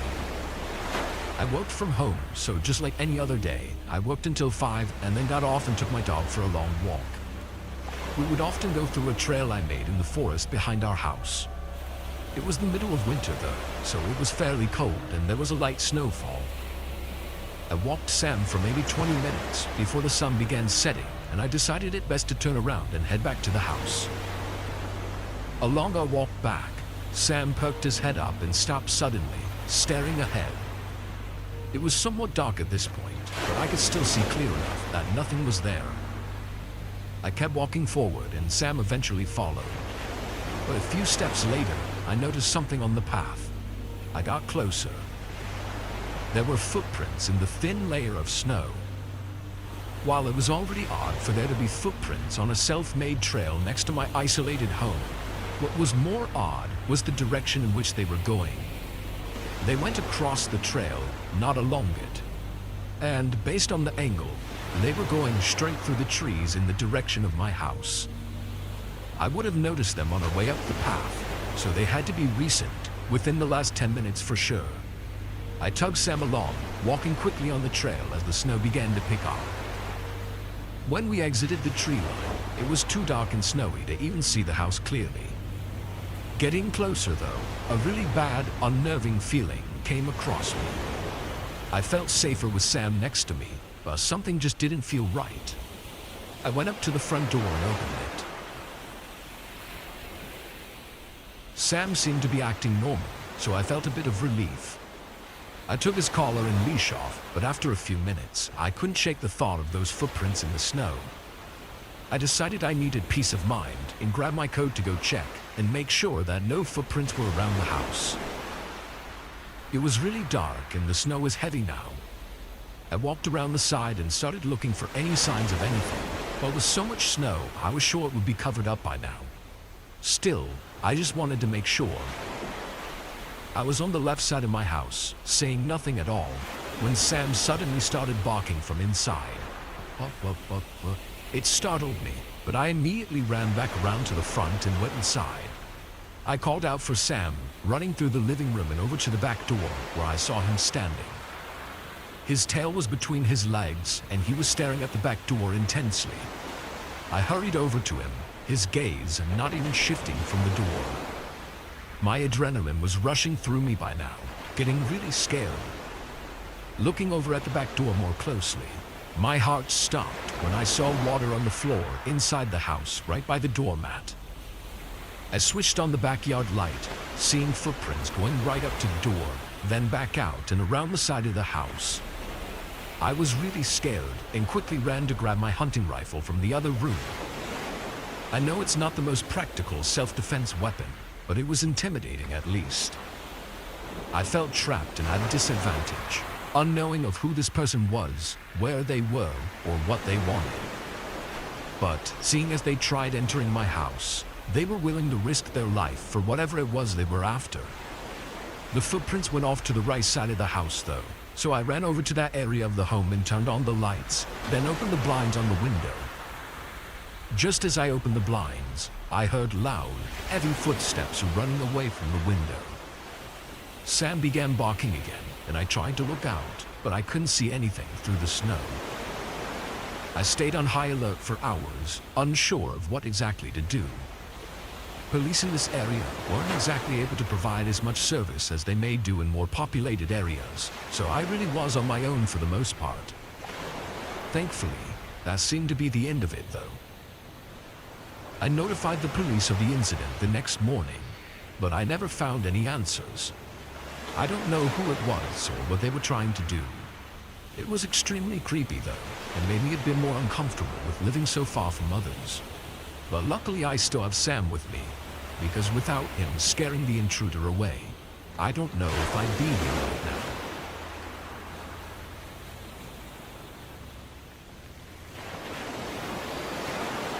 I drive for a local grocery chain in my area. It's not a full-size semi-truck, it's more of a large van, but I usually have an 8 to 10 hour route that goes between 3 to 4 stores. It's a pretty simple job that pays nice enough and gives me little to no stress. The only time things do get stressful is in winter. The van struggles in the snowy conditions, and with thousands of dollars worth of cargo in the back, it puts a bit of stress on me. This winter had been worse than most, with more snowfall, ice, and foggy conditions. On this particular day, I had to stop at 4 stores. It was snowing a decent amount, but the plows were keeping up with the roads, so there wasn't too many issues. By the time I finished unloading the last of the cargo at the fourth store, it was 8 o'clock and the snow had started piling up a bit more on the road. Dark, snowy, and unplowed roads are never a good combo in driving. One thing to mention as well is that large trucks and vans have an easier time managing the snow when they are heavier, giving them more traction. So, with no more cargo in the back of my van, I had to drive extra carefully since the back wheels were lighter and could slide out easily. The start of the drive back went well, but the further out I got towards the warehouse, the less plowed the roads were. There was a long stretch of road that leads directly to the warehouse, and I was worried that it may not be plowed at all, given the state of the main roads. This wasn't the main entrance to the warehouse lot either, but it was a less busy side route that a lot of us drivers use frequently when coming in from the south, as it saves nearly 5 minutes of driving. Turning onto this road though, I was surprised to see it was actually plowed recently. Barely any snow on it at all. This was rare because this road only leads to warehouse buildings, so it wasn't seen as a priority for plowing companies. Thankful for this, I rolled down the road at a steady pace. I don't remember what I was thinking about, probably just my plans for the rest of the night after I got off, when out of nowhere, the road ahead was packed full of snow. I slammed on my brakes, and luckily I was able to stop just before I hit the snow, but it definitely got me awake and a bit dazed. I looked up, and in the headlights was a completely unplowed road for the rest of the way up to the warehouse. I'd never seen a road only plowed halfway, with such a sudden stop. There wasn't even anywhere to turn around, so they must have just plowed all the way up here, and then backed all the way out. I couldn't believe it. After a minute, I was getting a bit angry actually. Who would do something like this? I left my van on, but got out and looked at the road. It was really cold and snowy, but I could see clear tracks for multiple vehicles.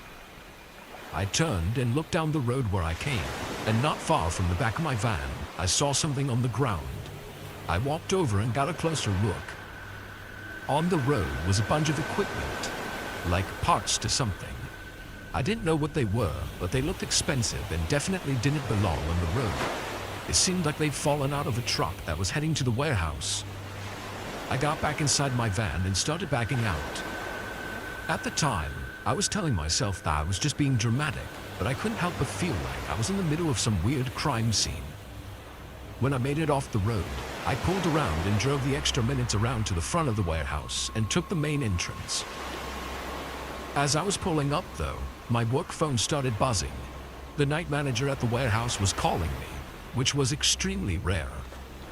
I picked up and they immediately asked if I was okay, then told me to take the main entrance and not the back route. I just said okay, since I was already at the warehouse, but then I went inside to talk to him and figure out what was going on. Apparently, he had just gotten word in from a neighboring warehouse that one of their drivers got jumped and robbed on the back road. He said the police were already on their way as well. Hearing that, everything made sense in my head, and I fell silent for a second, then told him what happened to me. It didn't take long for the guys to get caught though, because the expensive equipment they stole turned out to be highly secured and had internal trackers. It was a group of young men who admitted to making the road into a trap, where they would follow a truck once they turned in, and then block their only exit once they reached the dead end.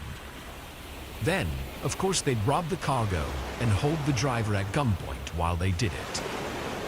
I was creeped out for a while, unsure of what to think. I'd never had something like that happen to me before, so it's strange for me to think that if I'd arrived only a few minutes earlier, I would have been caught in a trap and had a gun to my head. I work for a janitorial company that cleans office buildings in the city. We have set schedules for each building, and most of the time they request cleanings to be done outside of work hours. So, most jobs I did were between 5 p.m. and 7 a.m. It varied depending on the building we were servicing that day. On this night, I was working with my coworker, RJ, and we were set to do a basic cleaning in a 5-story office building. The floors in this place were really big, mostly filled with rows of cubicles. This was booked for our whole 8-hour shift, but it wasn't uncommon for it to take longer. We started working at 6. RJ went to the top floor to work his way down, and I started on the bottom floor to work my way up, planning to meet each other on the middle 3rd floor and finish up together. I started by rolling my trash bin over to each cubicle and taking out their trash, then the bathroom and main offices. Then I got my cleaning supplies from my cart and started cleaning the bathroom. While I was scrubbing the sinks though, I heard the front door of the building open. I thought RJ had just forgotten something in the van, but a couple minutes went by and I didn't hear the door open again.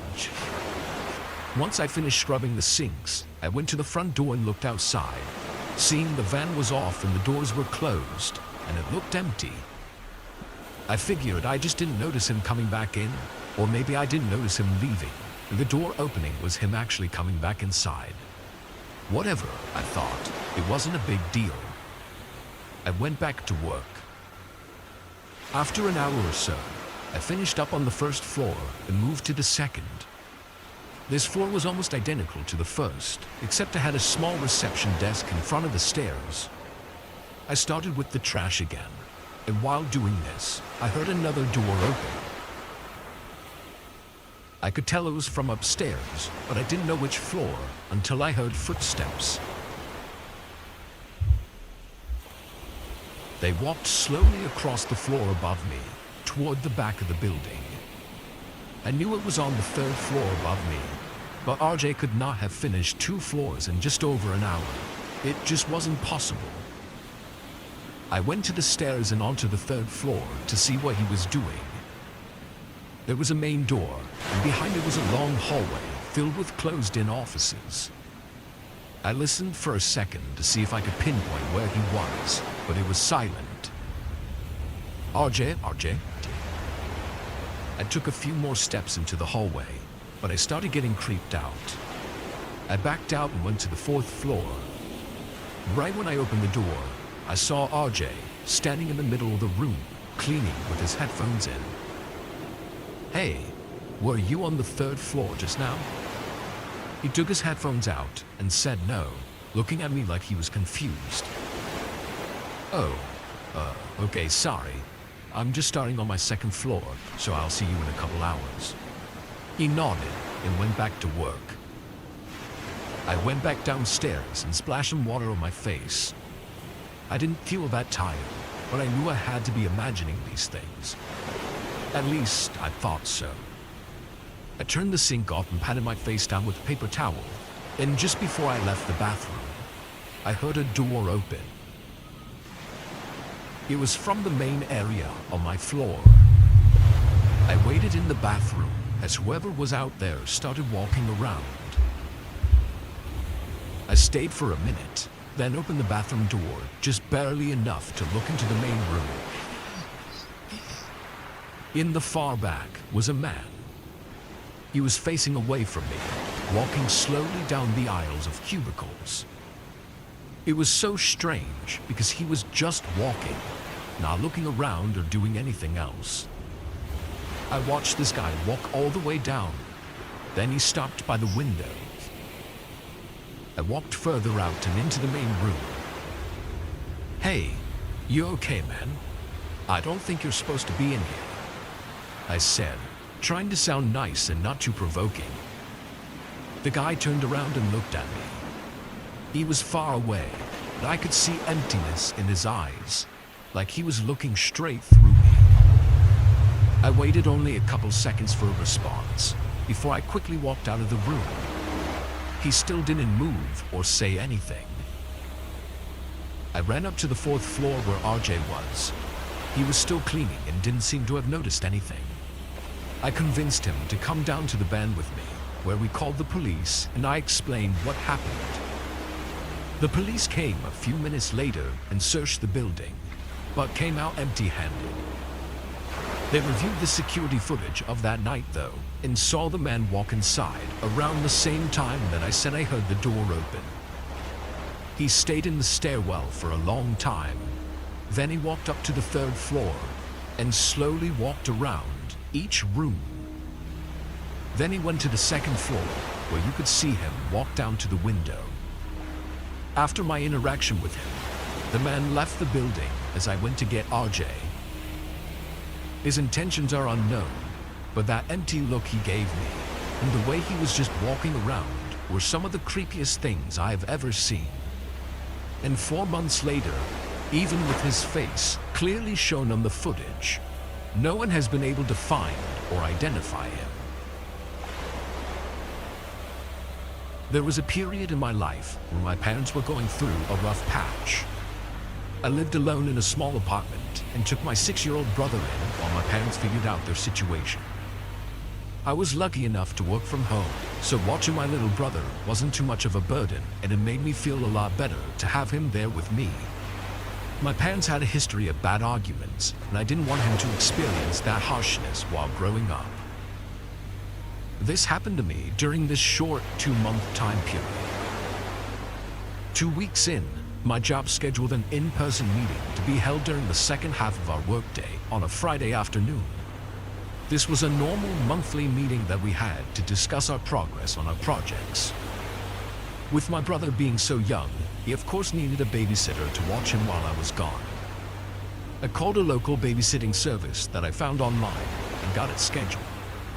I didn't choose a specific person, I just let them give me whoever was available at that time frame. Come Friday, I got my little brother ready and made sure everything was set on the counter for the babysitter. At noon, the babysitter, who I'll call Chris, came to the door of the apartment building. I buzzed him in and showed him inside. He looked to be between 18 and 20 years old, and from the few minutes I met him before I left, he seemed to be very caring and nice, just like any babysitter should be. I thanked him for helping me out and left for the meeting. The meeting took a few hours, and by 5:30 I was heading back home. In-person meetings always drained me because I was so used to working from home, so the drive back felt long and tiring. I parked by the front of the building and headed inside, then walked upstairs to my room. I unlocked the door, and immediately, something felt wrong. The lights were all off, and it was really quiet. "Chris," I called out in the doorway. I stepped in and turned on the light. The worry hit me, and I got really scared. I ran down the hall into the living room. Right on the couch was my little brother. I gave him a big hug, then asked where Chris was. He said he left, but that was all I could get him to say. I called the babysitting company, but they said they hadn't heard anything from him either. They tried calling him, and he didn't answer. They apologized and gave me a refund for the service, but that really didn't make me feel better. Nothing looked to have been stolen though, and my brother was okay. So after an hour, I just dropped it. I made dinner for us and turned on a show for him to watch before bed. I started cleaning the dishes in the sink, which was facing the front door, when I had a sudden realization. I had to unlock the door when I got home. I never gave Chris keys to the house, and the only way to lock the bolt lock on the door was with the key, or from inside the house. I dropped what I was doing and grabbed my little brother, then ran out of the apartment. We sat in my car while I called the police. I saw one of the blinds of my bedroom window move while I was on the phone, and a minute later, Chris ran out of the front of the apartment building and got in his car, driving away. Police came, and later that night, Chris was found in his apartment. He made up a whole story, but it didn't make any sense and didn't fool anyone. It's likely that his plan was to do something to me later that night, then disappear. They found what they described as a travel kit in his car, with provisions, survival tools, and blankets. His apartment was also cleaned out, so he'd been planning on doing something like this for a while. This was definitely the most disturbing close call I've ever had. I'm glad it was just that though, a close call, because it could have been so much more disturbing than it already was if I hadn't gotten out in time.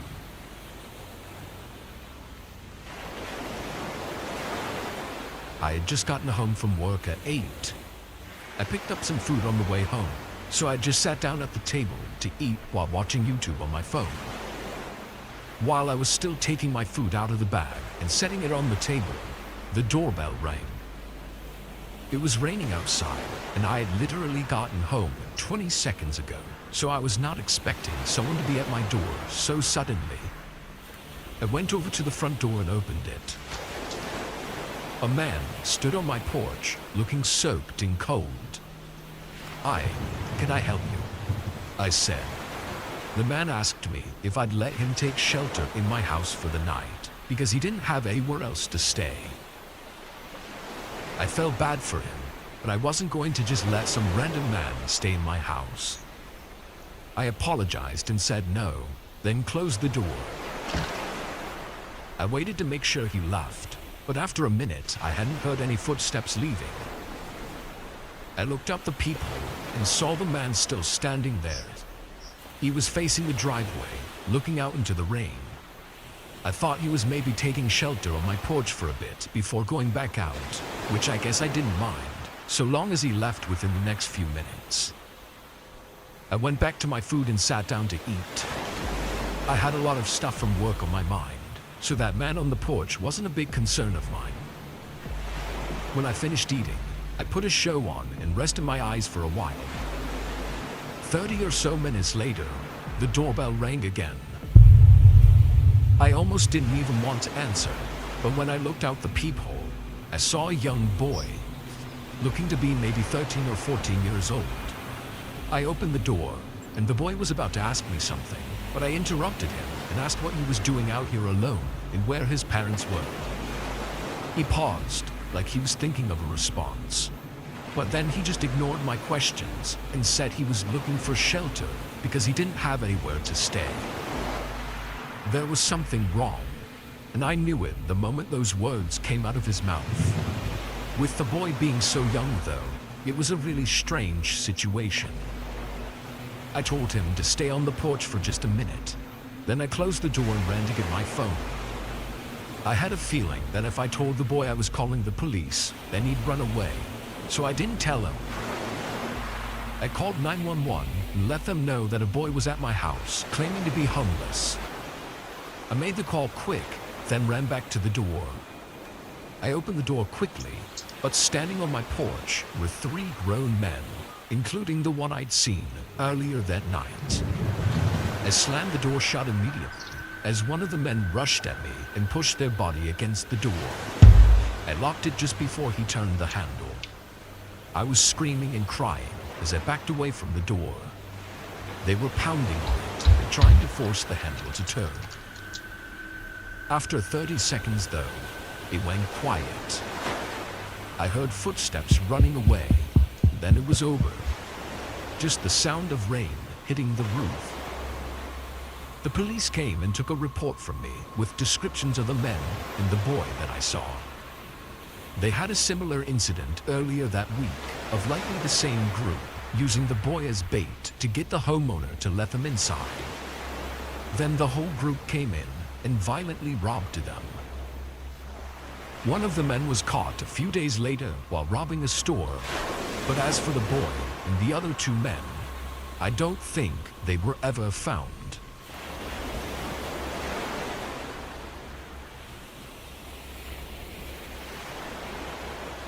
I worked as a regular pizza delivery driver during my later years of high school. Because of school, I'd always worked the night shifts on Friday and Saturday. It was a pretty laid-back job, and for the most part, I'd just be driving or standing in the shop taking orders on the phone. A couple of my friends worked there too, so I always had someone to talk to. Anyways, it was Friday night, and I'd just gotten back from my last break. The place closes at 1 a.m., so we usually stop accepting orders around 12, as we still have to clean and everything before we leave. It was 11:30, but I figured I'd get a head start on the cleaning just to pass the time. Me and my other 2 friends were the only ones working that night, and one was finishing up a delivery, and the other just went on break after I got back. A couple minutes into cleaning, the phone started ringing, so I picked it up and asked how I could help them. There was an older man on the line, and he asked if we were still open for deliveries. I told him yeah, but we aren't taking any large orders. They said that was okay and asked for a regular pizza and gave me the address to deliver it to. About 15 minutes later, the pizza was ready and I boxed it up and got in my car. The address was a little more than 10 minutes away, and I was probably halfway there when I pulled up behind another car, stopped at a stop sign on an empty road. I waited for a few seconds, looking around to see why he stopped for so long. Then I honked my horn gently, assuming that he'd just fallen asleep or something. The car still didn't move, so I started to pull around him. But of course, just as I did that, he pressed on the gas and jolted forward down the road. I was a little bit annoyed, but I figured it was just some guy being a dick for fun, so I continued down the road. But a couple minutes later, I passed that same car pulled over on the side of the road with its headlights off. I got a really uncomfortable feeling passing them, like something didn't feel right about it. I checked my mirrors for the rest of the way to the house to make sure he wasn't trying to follow me. Finally, I turned down the address's long driveway that went between a forest of trees. I pulled up to the front of the house and put the car in park. Then I made sure I had everything and went up and knocked on the door. I waited a minute or two, and then an old lady answered and asked me what I was doing. I told her I was delivering the pizza here and recited the address to her that I was given. She said that nobody here ordered a pizza, and I could tell she felt bad for me. I just thanked her and went back to my car.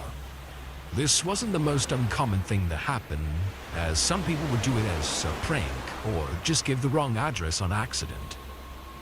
I figured I'd get out of the lady's driveway, then call my friend to have them call the number back and confirm the address. So I started making my way out of the driveway. But as I was making my way down, bright headlights blinded my view from ahead of me. It was so bright, I knew it had to be a car coming towards me. So I quickly pressed on the brakes.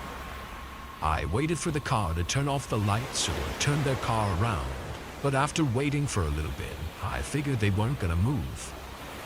I wasn't sure exactly what to do, as I could barely see and I knew the driveway was thin, so there was no way I could get around them.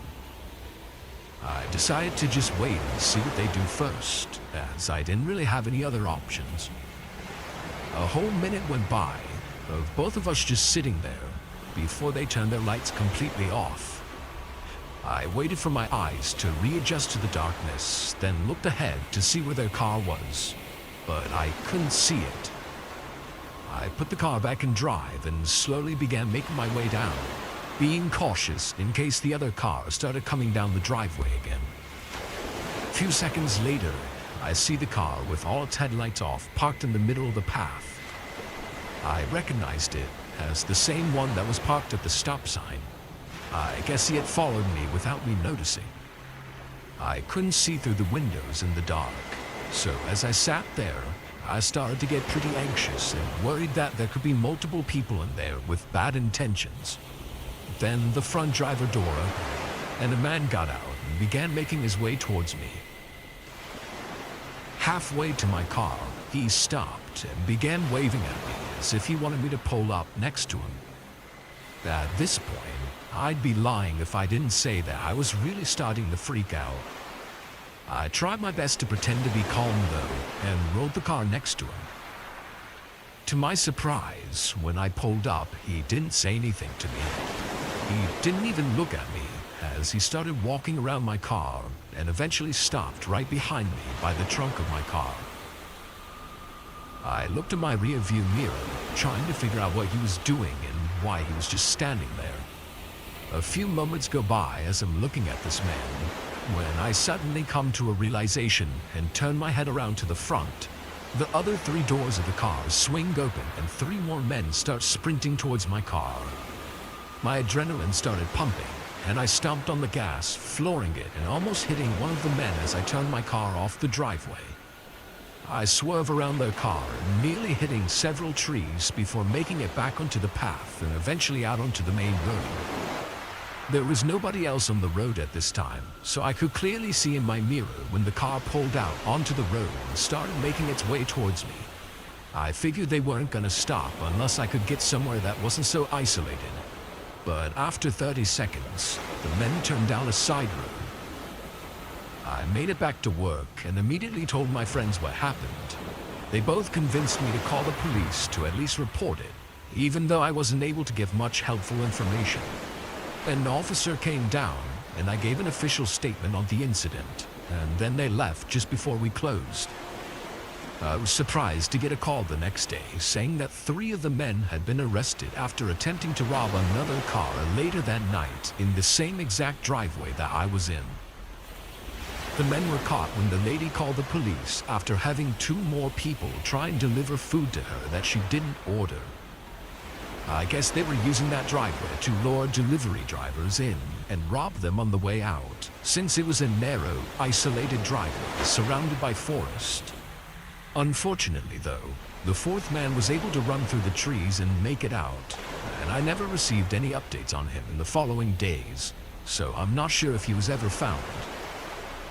The old lady said though that she was unaware and had never seen them in the driveway before that night. It's pretty crazy that this happened to me, but I'm also proud of myself for how quickly I reacted and how I was able to make it out unharmed. It definitely made my job more stressful though, and soon after I was able to change my shifts to only working during the day on the weekends. I really hope that last guy got caught though, because who knows how many more people could be in those horrifying situations due to his escape. It was the beginning of fall, and I worked as a cashier at a small store near my apartment. My usual shift ended at 9 p.m., and then I'd usually go do food deliveries for a couple of hours before heading home. I actually enjoyed doing deliveries at night, as the roads weren't busy, and most other delivery drivers would work during the day and would take all the orders, so I'd actually get more orders to do at night. Anyways, I had just gotten out of work and set up my app to get ready to do some deliveries. The first one that came in was quick and only took about 15 minutes. Then I waited for a few minutes before the next order came in.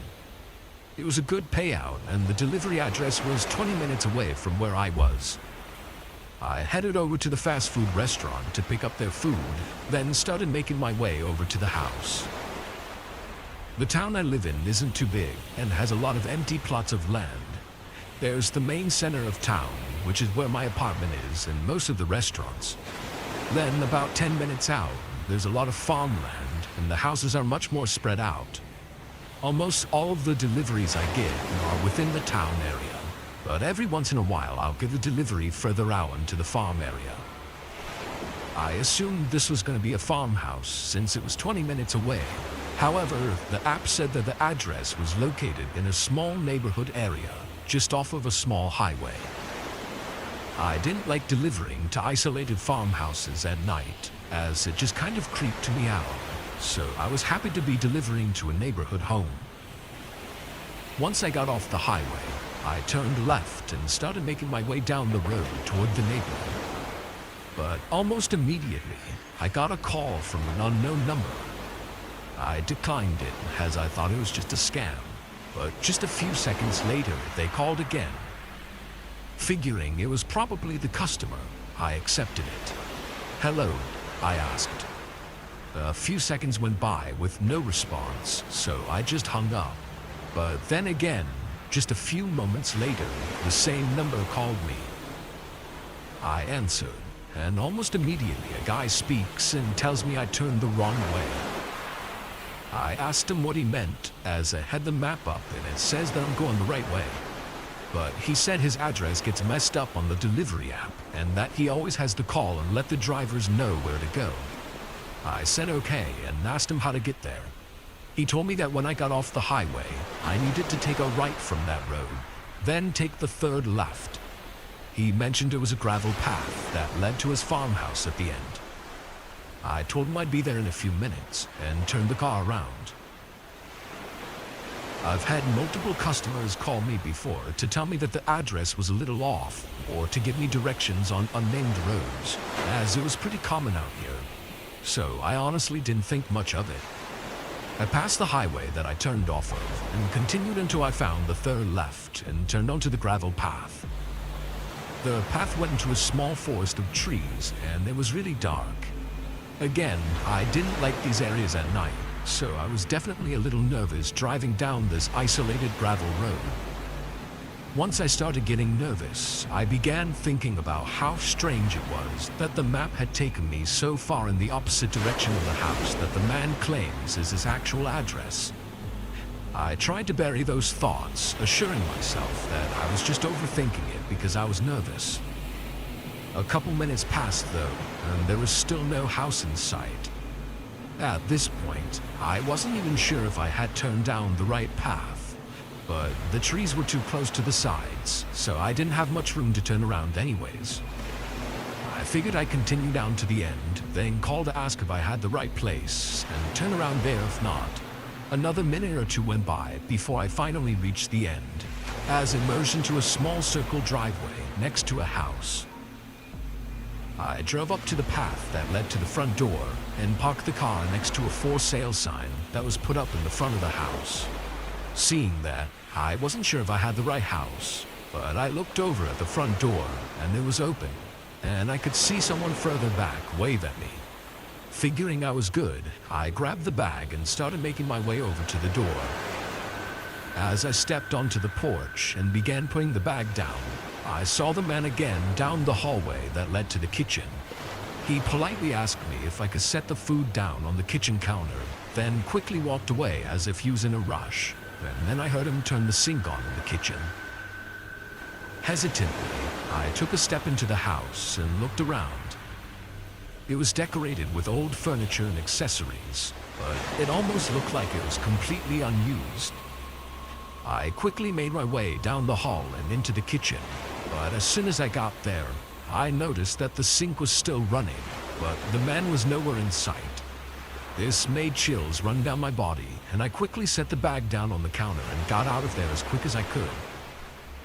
I could hear the man yell something from the front door as I got back in my car, but I couldn't understand what he said. I put the car in drive and went back out the way I came. I didn't stop driving until I got to the parking lot of my apartment. Then I pulled my phone out and saw multiple missed calls from that same number. I blocked the number, then opened the delivery app so I could end my deliveries for the night. But that's when I noticed that I had messages from the customer through the app, telling me that I had turned the wrong way and that I was at the wrong house. I went into shock for a moment, realizing that the man that had called me wasn't my actual customer, and the house I was in was just some stranger's house. I called the police immediately and reported everything to them. An officer came to my apartment to go over more details soon after. I had no idea how this man could have known that I was doing a delivery and had been able to see my location. The officer said that my phone had likely been hacked and that the man was probably monitoring everything that I was doing. Hearing this made me really uncomfortable. As if all that wasn't bad enough, the next day I was informed that the house I was at was actually vacant, as it was for sale by the owners who had moved out months ago. The man had apparently gotten in through an unlocked window in one of the rooms. As of right now, they still haven't found anything significant that could lead to finding the man, which makes me feel really unsafe. I don't know for sure what the man was trying to do, but I think it's a pretty good assumption that he was probably planning on kidnapping me, or maybe even worse. I try not to think about it too much, but I can't help but go over all of the horrible things that could have happened on that night. I worked as a food delivery driver during my first few years of college. Mainly, I would drive for DoorDash or Uber Eats.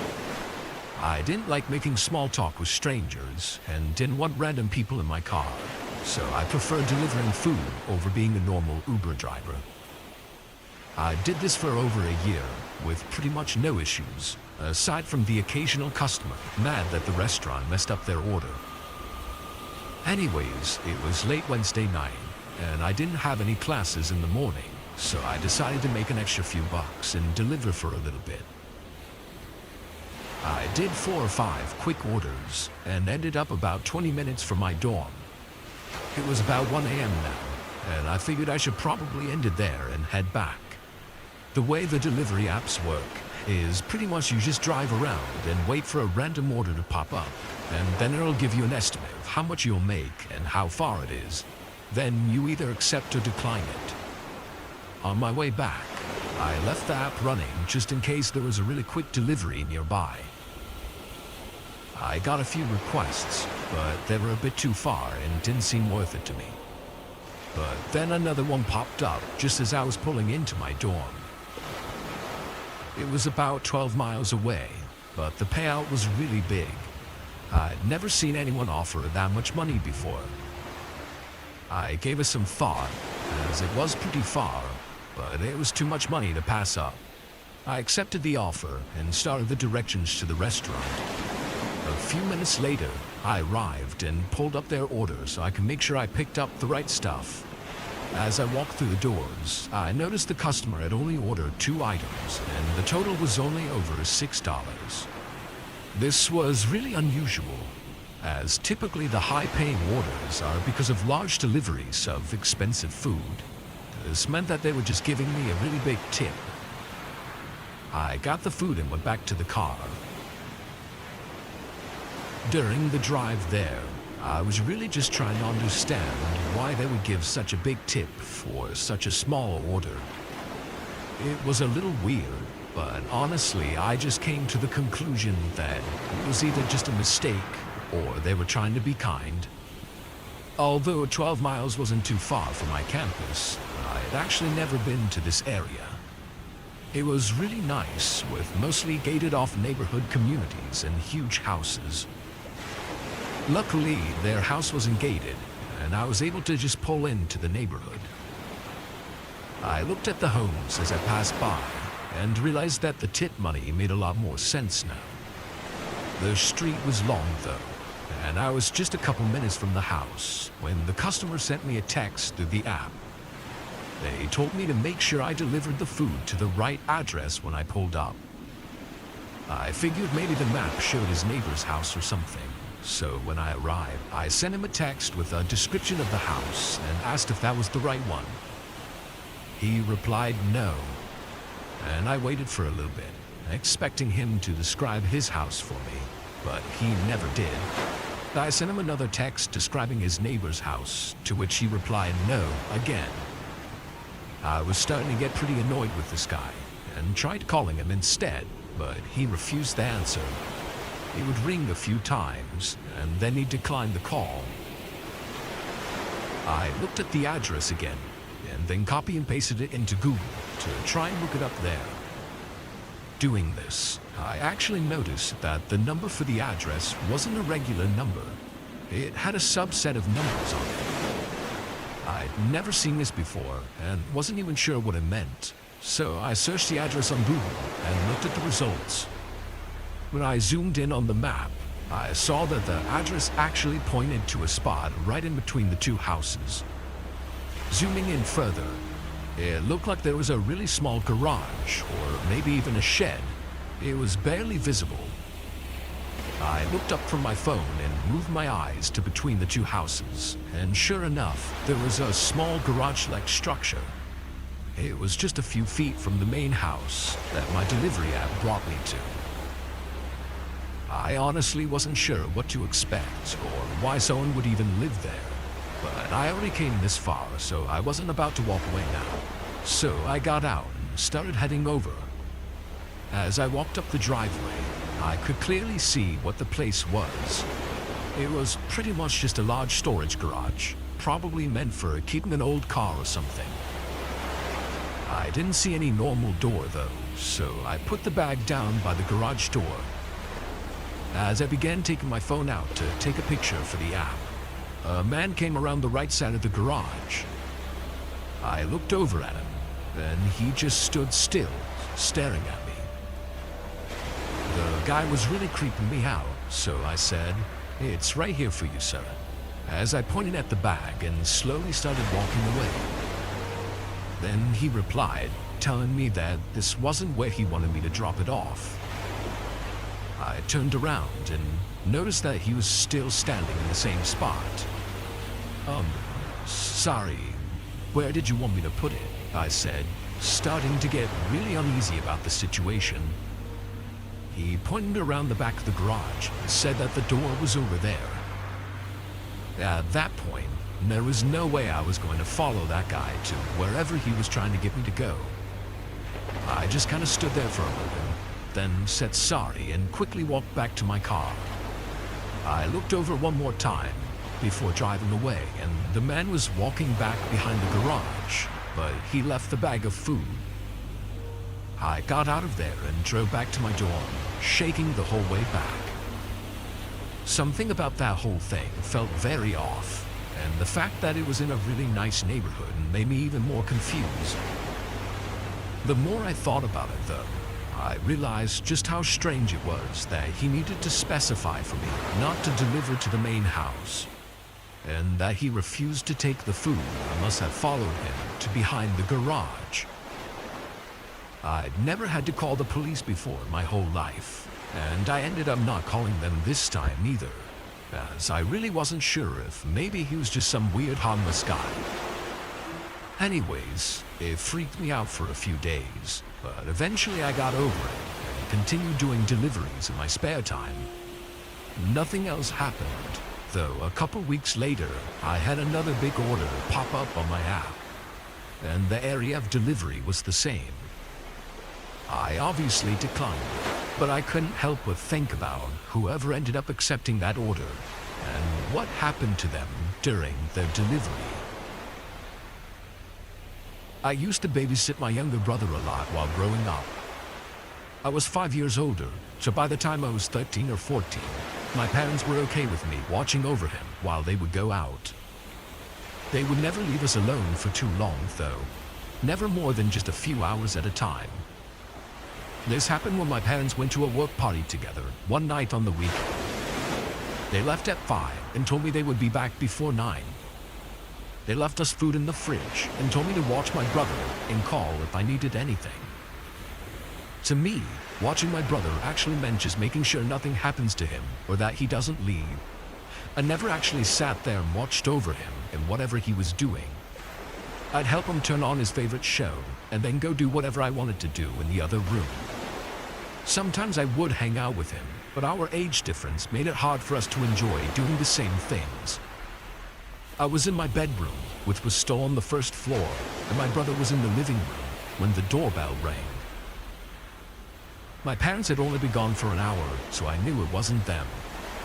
I got up and went to the front door. My brother was standing up in the living room, looking over at the door, and that's when I saw a man looking through the small side window on the porch. When he noticed me, he waved and pointed at the door as if to meet him there. I don't know if a lot of houses have these, but ours had 2 front doors. There was a main wooden door with a metal gate-like door in front of it. We always kept both locked. I opened the main door partially, but kept the gate door shut. I didn't know what to say, so I let him talk first. "Hi, buddy. Are your parents home?" he asked. No, not right now, sorry," I said, thinking he was trying to sell something. "Oh, thank you," he said, turning and walking away. I closed the door and my brother asked who it was. I said it was just some random guy and went back into my room. I really forgot about it and didn't think of it for a while. I made food for us a while later, then turned a show on for my brother and went back to my room to play on my console. But then I heard the front door open.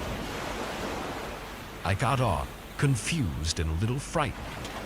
But before I could make it down the hall and over to the door, I heard the metal door unlock and open. I saw my little brother standing in the doorway, and that same man from earlier stepping inside our house. I didn't know what to do. The man greeted me again, but I didn't respond. I think I was in so much shock, I was just staring at him blankly.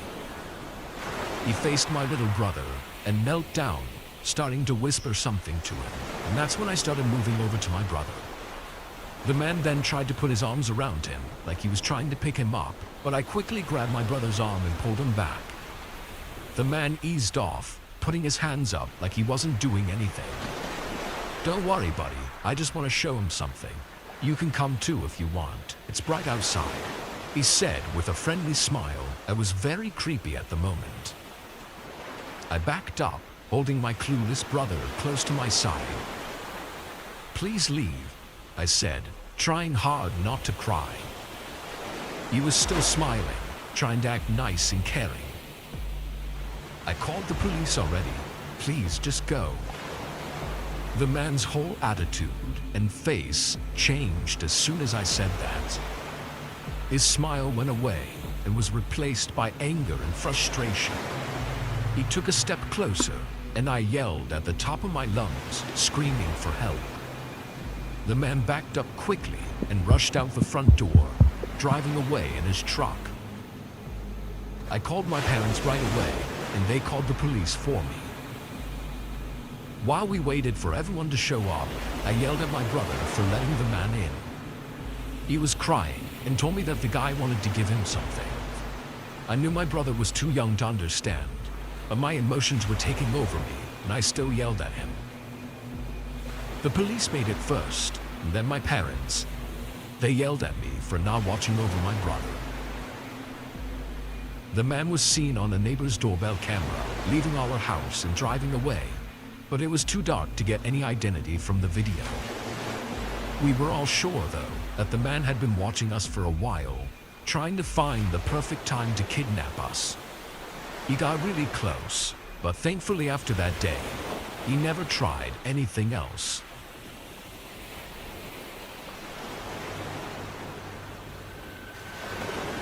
Last year, 2018, was a very busy year for me, meaning that I had little to no time to date or meet any girls.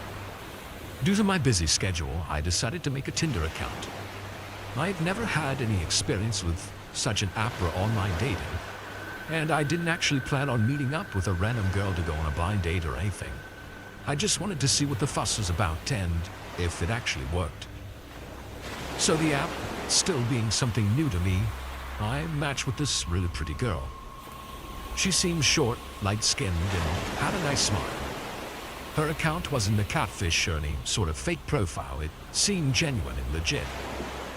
I know that I didn't actually want to hit it off with any girl in this manner, but she was very hot and I said, screw it. So I slid into her DMs with a simple, hey.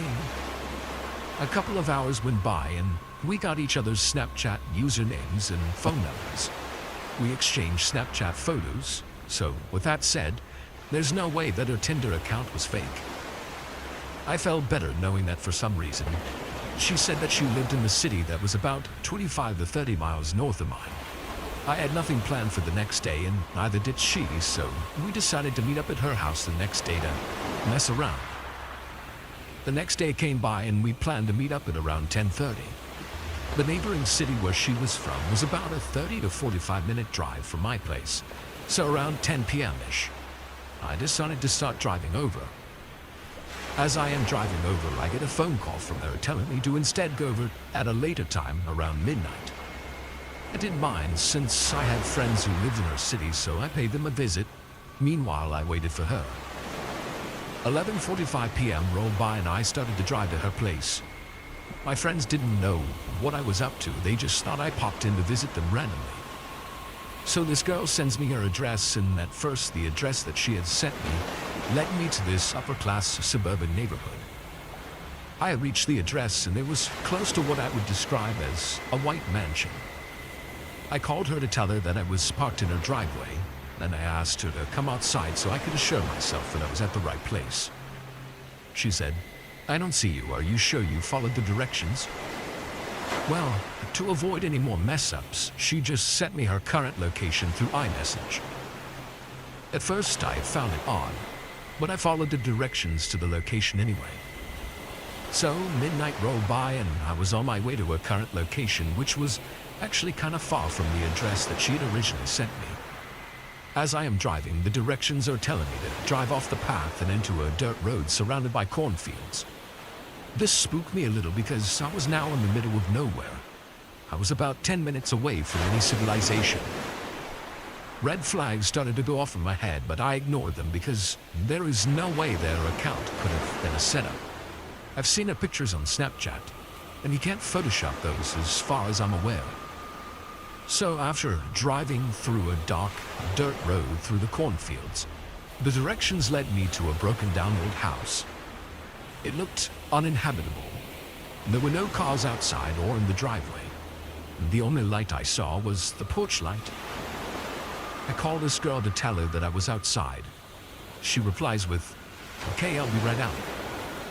On a side note, I'm a pretty big dude and I train every day. I'm not intimidated by others. But there are some situations where you are helpless and have no option but to evade for the fear of your life.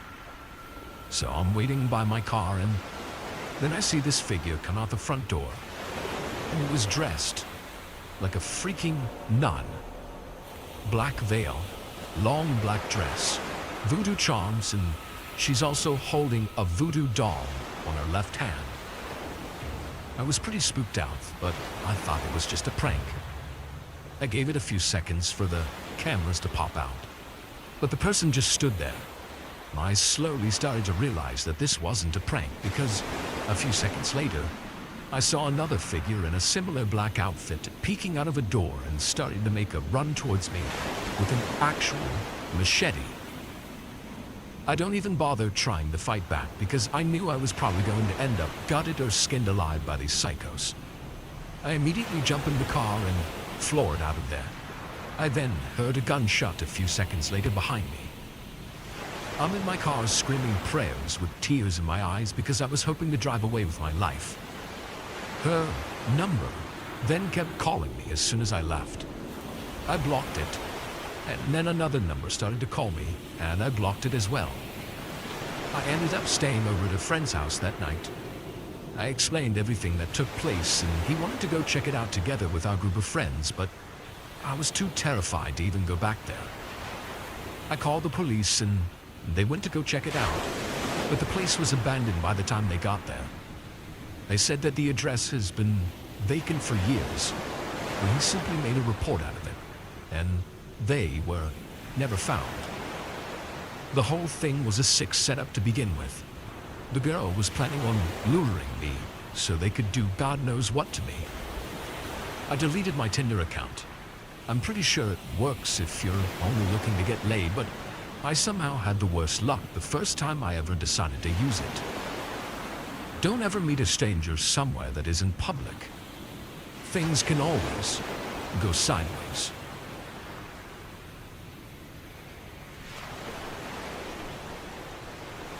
When I turned 16, I had trouble deciding on what job to get.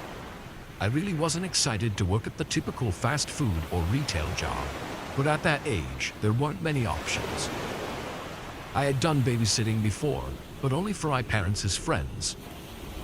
My mom suggested I should try to do it as a part-time job for other people as well, and with no other appealing options, I took her advice.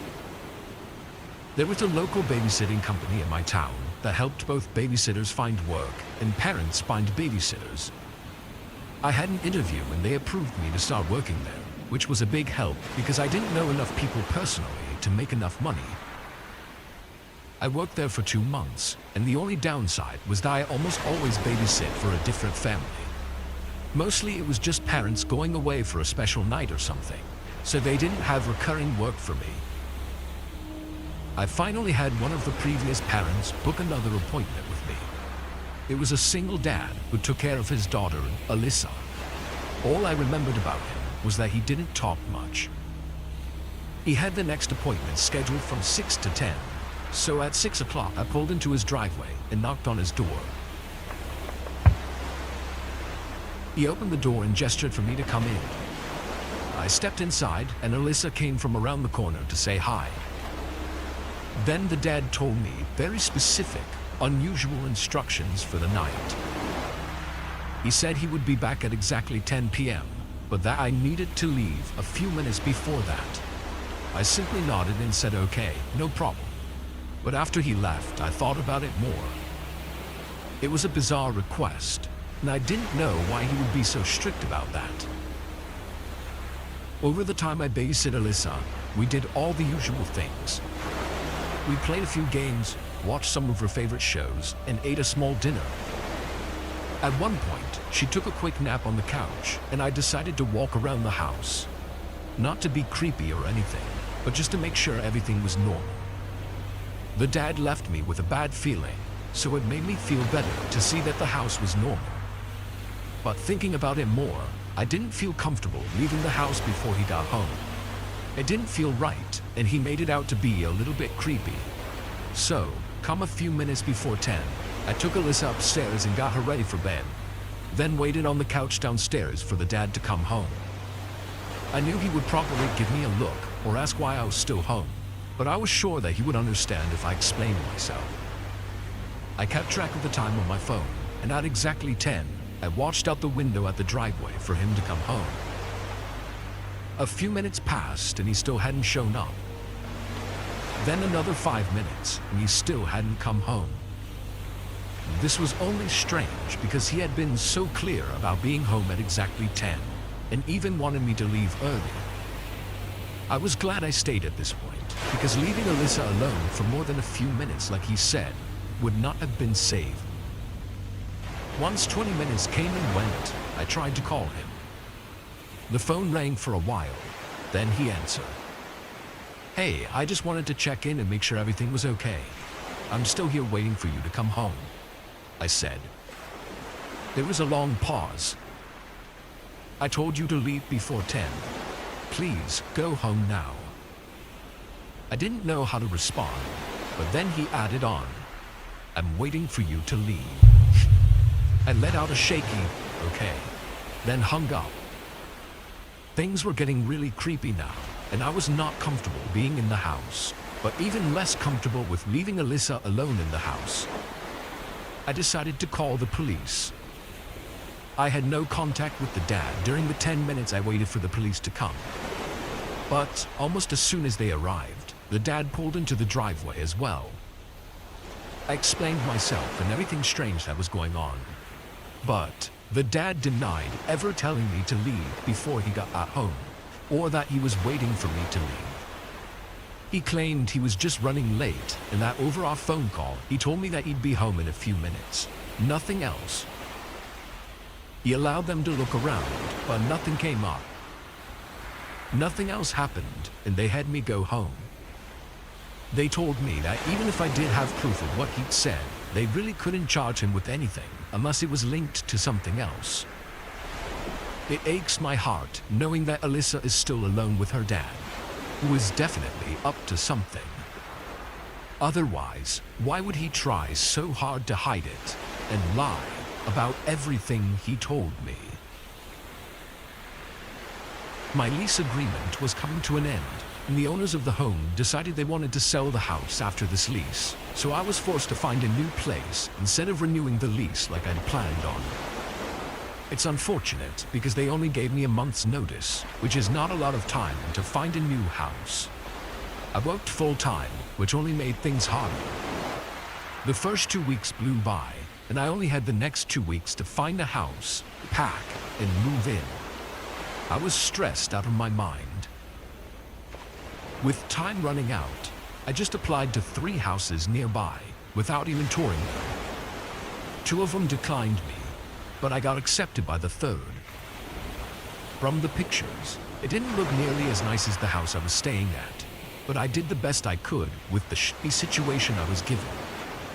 I rented a U-Haul and got my stuff over as soon as possible.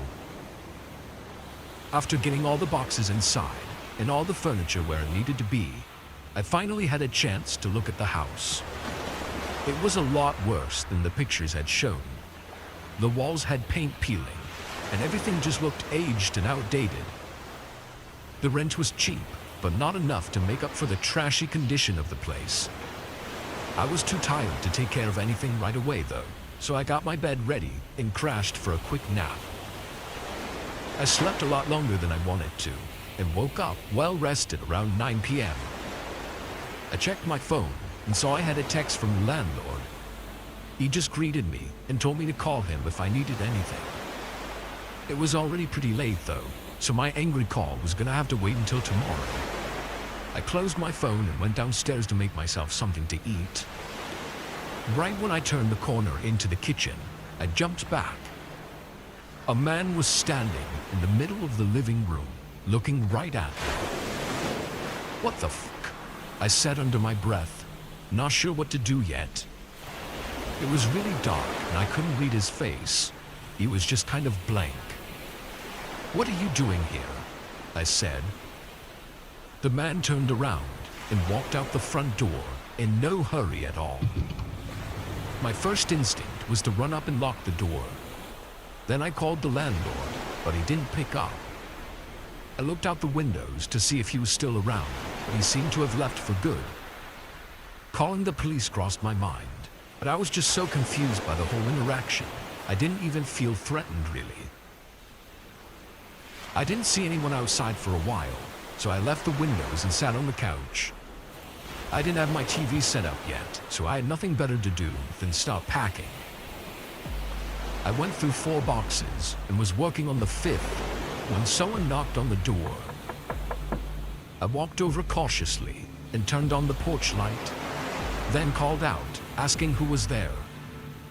There was a long wait before they answered. "It's me, your landlord." I opened the door a bit and looked at him. He looked really similar to the man I'd just seen in my house, but I wasn't sure. "Hey, did you need something?" "I'm just here to make sure you settled in nicely," he said with a big smile, leaning his hand on the door. "Yeah, I was just about to go to bed. I'll talk to you tomorrow," I said, pushing the door, but the man outside had kept his hand on the door, not letting me close it. I stopped pushing for a moment, and the man smiled again. Then it all hit me at once, the fear and creepiness of the situation. I slammed my body into the door, closing it too quickly for him to react, then turned the bolt lock. I heard the door handle turn, and the man outside bash against it. There was another long wait before the man sprinted away from the porch. I called the police, then got my car keys and put them in my pocket to prepare for a quick escape if I needed to. I waited for a couple minutes, still just standing by the front door, before I heard leaves crunching around the house. They went to the back door and stopped. I walked up a bit and peered around the corner, and right in front of the back door was that same man, standing outside with a hammer in his hand. I took this chance to run for my car. I opened the front door and ran to my car in the driveway. I got in and locked the doors, then backed out. I saw the man on the side of my house watching me as I drove away. The man was gone when the police got there. They did a whole investigation, and during it, I met the landlord in person. He was not the man I saw on my door, but he did look oddly similar. He even talked in a very similar way. It made me wonder if he had a brother or something. I don't know. It could also be a creepy neighbor or a homeless person. Either way, I never encountered the man again. But once my lease was up, I moved out and never looked back. This was my first time ever purchasing a house. I was 28 and looking for a place to settle down. I began my search for a house 5 months before my lease ended at my current residence. This one place that I found was perfect, but it was pretty far over my budget, so I had to pass on it and keep searching. I viewed a ton of other places and even thought I found a good home, until that same house came up on my search again. The price had been lowered tremendously, putting it in the mid-range of my budget. I scheduled a tour and eventually bought the home. Obviously, I was ecstatic. It felt like a really big move forward in my life. It was a 2-story home with a basement and large yard with trees all around. The only slight issue was that it was 20 minutes away from most stores and shops. But I worked from home, so I didn't need to go out all that much. Within the first few days, though, things got a little strange. While working from the living room one day, I heard some sounds coming from the basement. Things moving around or dragging on the floor. I got up and opened the door to the basement, but the sound stopped. It was silent. I turned on the light and walked a few steps down, but nothing was there. I had only a couple boxes in the basement, so it was entirely empty, aside from the water heater and air conditioner in the far corner. I'd only been in the place for a couple days, so I thought I just wasn't used to the sounds the house made. After all, there wasn't anything in the basement. But only a day later, I heard it again. This time, it was more of a soft wooden-sounding thud. Maybe a piece of wood hitting the wall. I went down the basement stairs all the way this time and did a perimeter check around the walls. But again, the basement was empty, so there was nothing to even check. Still, I blew it off. What could it possibly even be? I didn't believe in anything paranormal, so logically, it had to be the house.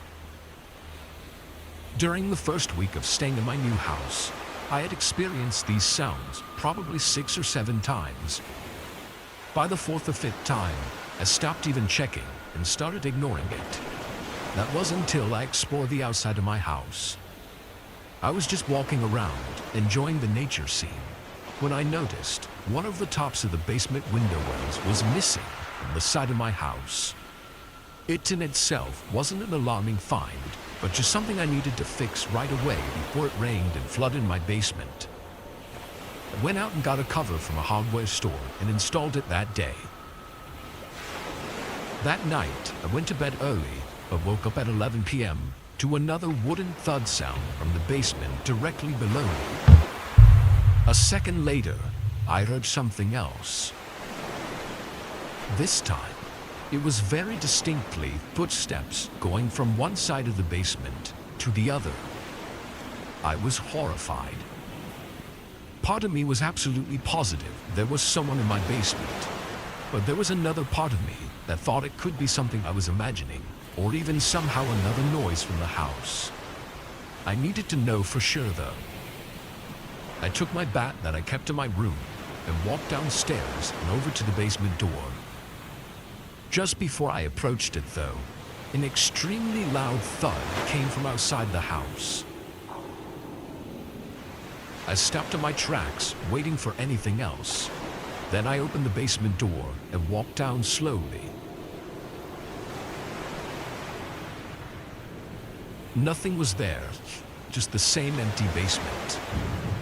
I looked all around and even waited for a few minutes for more sounds, but it was just like every other time when I went to investigate. As soon as I'd open the basement door and look around, it would be silent. I got really uneasy after a few minutes and went back upstairs. I put a chair in front of the basement door so that if there was somehow someone down there, I'd at least have a heads up if they tried to open the door. The next morning I checked the basement again, but something felt different. It was much brighter than usual.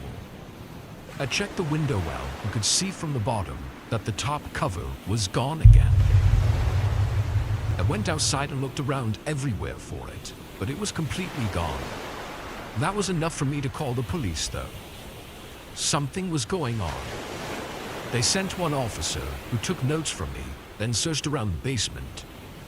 He found just as little as I did. I got a new cover for the well and hired a handyman to come out and install bars on the window from the inside.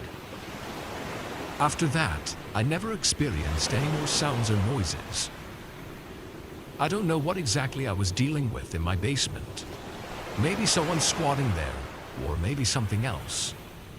Even now though, 3 years later, I still have that fear in the back of my mind of hearing those sounds again.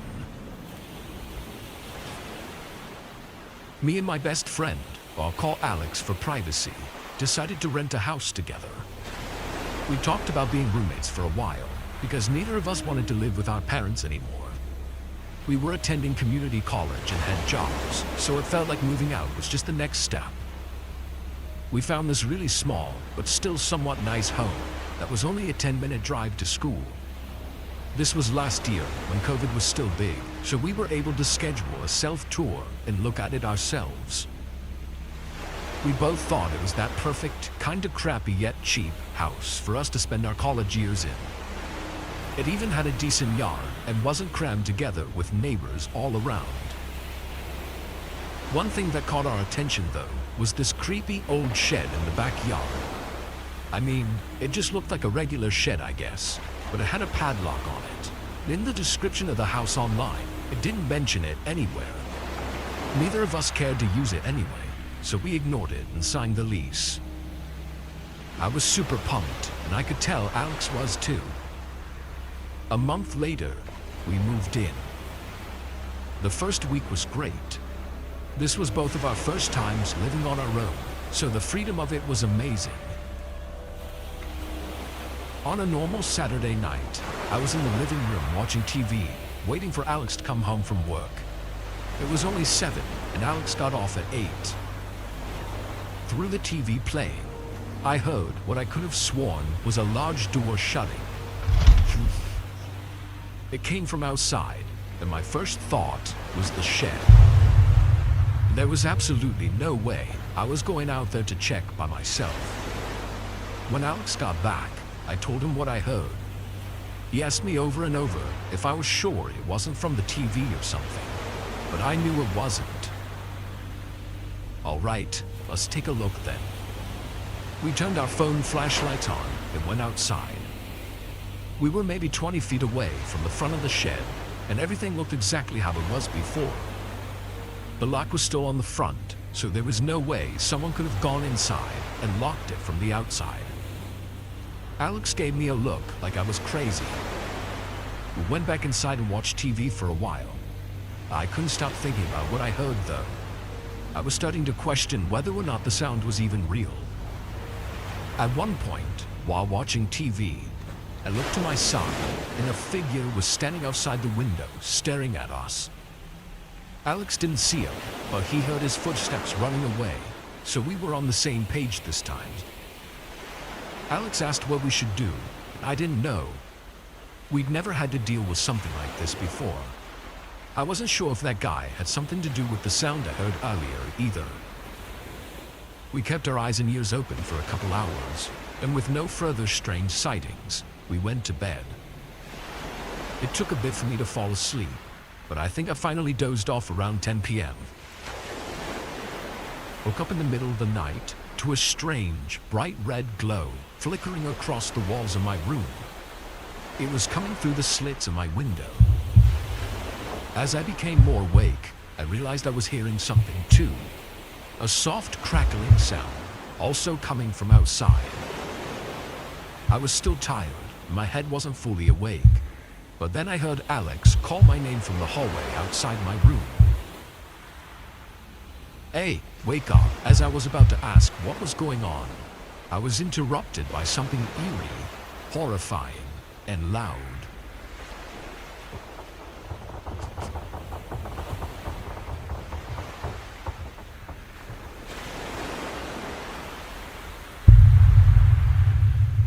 I turned my head to the window, pushing aside the covers. The shed was in flames and had just fallen over. The huge fire was getting close to the house. Alex called 911, and we both took his car and drove across the street. The fire department was able to get the fire extinguished before it got too serious. Only minor burn damage was done to the side of the house. We told the police about what we'd heard and the man I saw, thinking maybe he had done this, but there was nothing to go off of. Everything that was inside the shed was ashes, except a few old metal tools. It makes me think that someone was doing something in there and probably burned it down to hide evidence of their doings as soon as we moved in. It all just seems like too much of a coincidence. I don't think we'll ever know what exactly happened that night though, or what was going on inside that shed.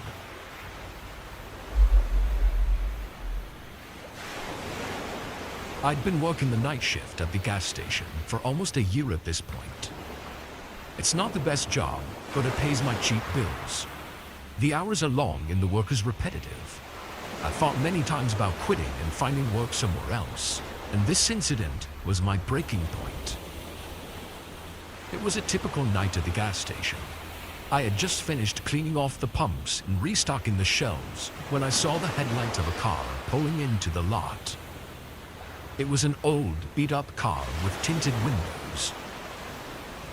As the car pulled up to the pump, I could see that there was only one person inside. He got out and started walking up to the door. It was a man, probably in his mid-30s. He had dark hair and was wearing a black leather jacket and looked like he hadn't slept in days. I greeted him with a smile and asked him if he needed any help. He didn't say anything, but just threw a 20 on the counter and went back out to fill up his tank. It was a bit rude, but that's normal when working at a gas station, especially late at night when nobody wants to talk. I watched out the window as he filled up his tank, but a couple minutes passed and he was still there with the pump in his car. I knew he only put $20 in, so he had to have finished a while ago. I waited another couple minutes, then I opened the door and started to say something, asking if he needed any help. But he just got back in his car and drove away. I blew it off and went back inside the store, but as the night wore on, I started to feel like something was off. I don't know how else to describe the feeling. Nobody else was pulling in to get gas, and it was really quiet outside. Then, I heard a noise coming from the back of the store. It sounded like a box falling off a shelf. I grabbed a flashlight and slowly made my way to the back of the store. As I turned the corner, there was a man standing there going through our inventory. He was tall and skinny and looked like he hadn't showered in weeks. I froze in fear, not sure what to do. The man turned and saw me, and for a moment, we just looked at each other. Then he started to walk towards me, his eyes fixed on mine. I backed away slowly, putting my hands up as if to not mean any harm, but he kept coming towards me. I could smell alcohol in his breath, and I knew that he was dangerous. "Money, where is it?" he said, slurring his words. I saw in one of his hands he had a switchblade, and with him being clearly drunk, I was really scared. I pointed toward the register, and he pushed me back to the counter. As I was opening the till, the man wandered around the store, making his way to the liquor section. He stashed a few expensive bottles in his backpack, then came back to the register. I put all the bills we had on the counter, being barely over $100. The man looked at it, then looked at me. "The f*** is this? I need more, man." He wasn't satisfied, but there was no more money to give. He flipped open his blade, waving it around and yelling at me. I was sure he was going to jump the counter and beat me to death. But then, he suddenly swiped the cash and bolted out the door. My heart was pounding as I looked out the window, seeing that same beat-up car from earlier. The man got inside and they drove off. The police came a few minutes later, responding to the emergency button I pressed while the man was browsing the booze. But they weren't too helpful right away. Thankfully though, the cameras outside the building were able to pull a license plate from the car, and 4 days later, I was informed that both men were caught. Apparently they were homeless and had stolen the car. They then went on a crime spree, robbing as many stores as they could, mostly just of alcohol and money. I feel pretty lucky to have made it unharmed, because their erratic behavior sent one worker to the hospital after an encounter with them. A couple weeks later though, I quit my job and moved to work in the day shift somewhere else.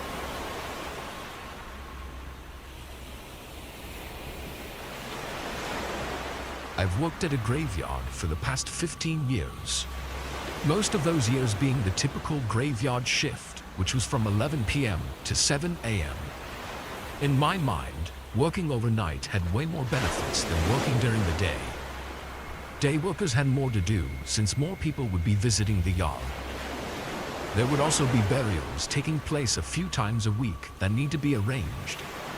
And, above everything else, night shift gets paid an extra $2 an hour.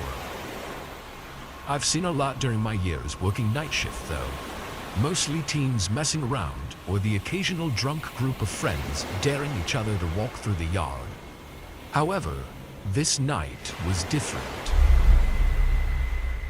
I got to the small faculty building a bit early to chat with the day worker, and once he left, I did all of the normal checks and precautions at the beginning of my shift.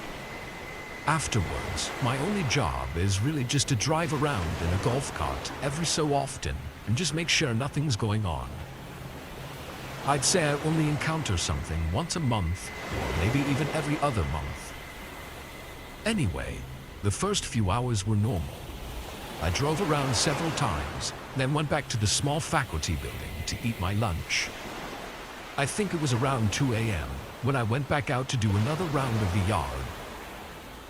As I got to the far end, I saw something by the fence. It was obviously really dark, so I couldn't see much more than the general shape of a figure standing there. I drove up closer. I could tell now that it was a man standing on the outside of the fence, looking toward me. I didn't want to confront him if I didn't have to, so I turned and drove in a small loop around the lot to see if he would try to hop the fence while I was gone. But when I got back after 30 seconds, he was gone. I scanned the area briefly to make sure he didn't sneak in, but it all looked clear, so I continued with my patrol. Going through the whole yard takes about 15 minutes, but sometimes I'd go slower just to pass the time. I went all the way around and decided to check back on the spot where I saw the man. I really didn't have anything better to do anyways. I started driving down there, and almost immediately, I spotted the man again. He was inside the yard, standing on the gravel path. I drove up closer again, but the man didn't move. I exited the golf cart and started walking up to him. He looked like a 40-year-old man. I stopped just a few feet away from him. "Sir, you can't be in here. I need to escort you out," I said, but he didn't even turn his head to look at me. After a second, a slight rush of fear went through me.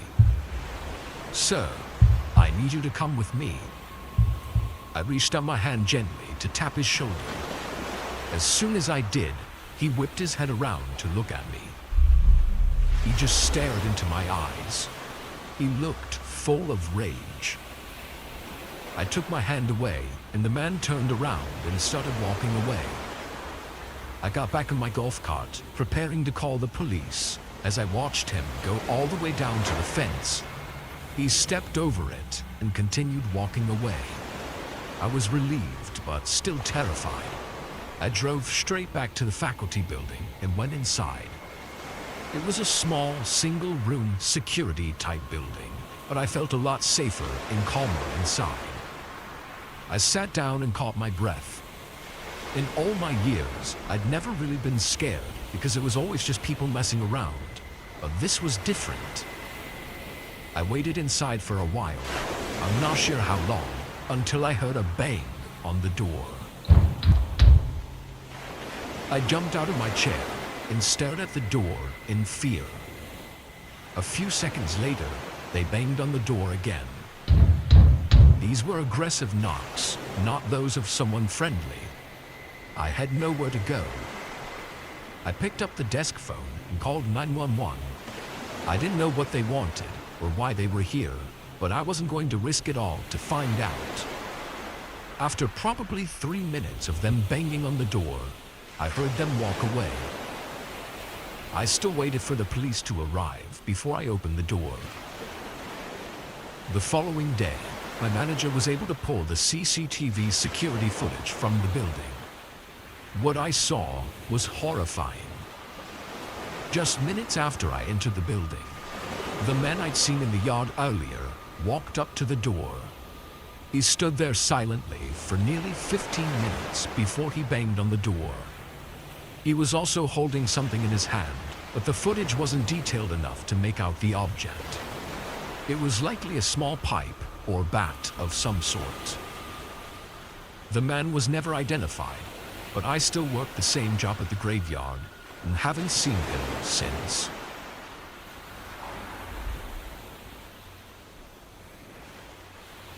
I'm a receptionist at a local hotel, and most of my shifts are overnight. I'm in charge of the front desk, and my main responsibilities are to check in guests, answer phone calls, and keep an eye on the security cameras. It's usually a pretty quiet job, since our hotel isn't the biggest or busiest. This night, the hotel was mostly empty. There were only a few guests staying with us. I was sitting at the front desk on my phone when I saw a man start walking towards the doors outside. I stood up and greeted him when he came inside. He looked up at me with bloodshot eyes and said, "I need a room for the night."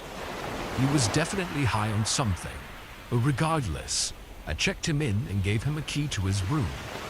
It was standard to allow walk-in bookings when the hotel was less than 75% full. He started walking toward the elevators, and I sat back down and pulled my phone out. A few hours later, I was sitting at the front desk when I heard a noise coming from the hallway. It was a thump sound, like a door trying to be forced open. I got up and walked around the corner to the end of the hallway.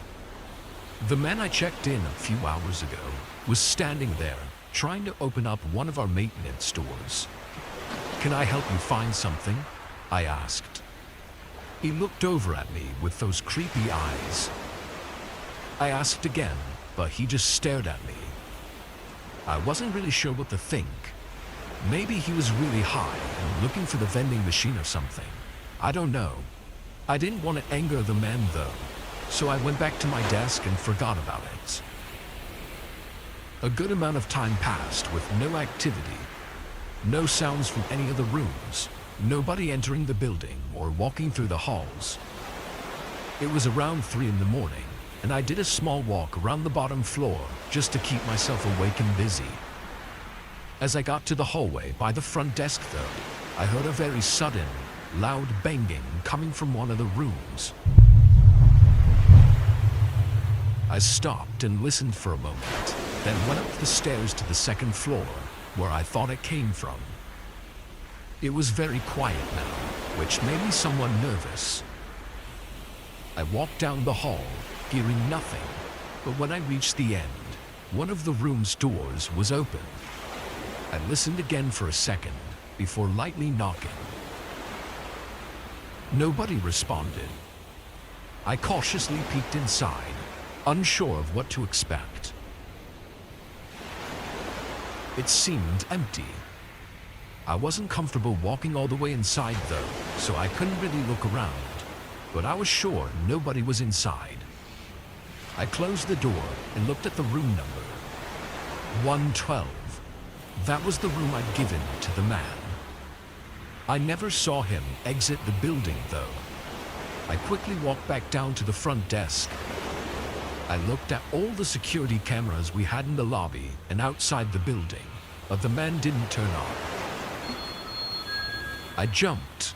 It was the hotel phone. One of the rooms was calling. I picked it up. "Hello, how can I help you?" There was a woman on the line, telling me about some man knocking on her door in the middle of the night. I apologized and assured her I would take care of it. I hung up and took a deep breath. I was getting really nervous now. I walked around the desk, but then again, the phone started ringing. It was someone else from a different room this time, saying he had the same experience as the other woman. Someone knocking at his door in the middle of the night. I called the police right away. I stood by the front doors until they arrived, just in case I needed a quick escape. Luckily, they came before anything happened, but they didn't find the man. Instead, they found a broken window in his room, where he'd likely jumped out of. It was on the second story though, so I'm not sure how he managed to get away without some major injuries. Later, while the police were still searching, they got a report that the car he used to pay for the room was stolen. It's unclear what the man intended to do or why he was knocking on people's doors. I'm thankful none of them opened their doors though, because this case could have been much worse if they had.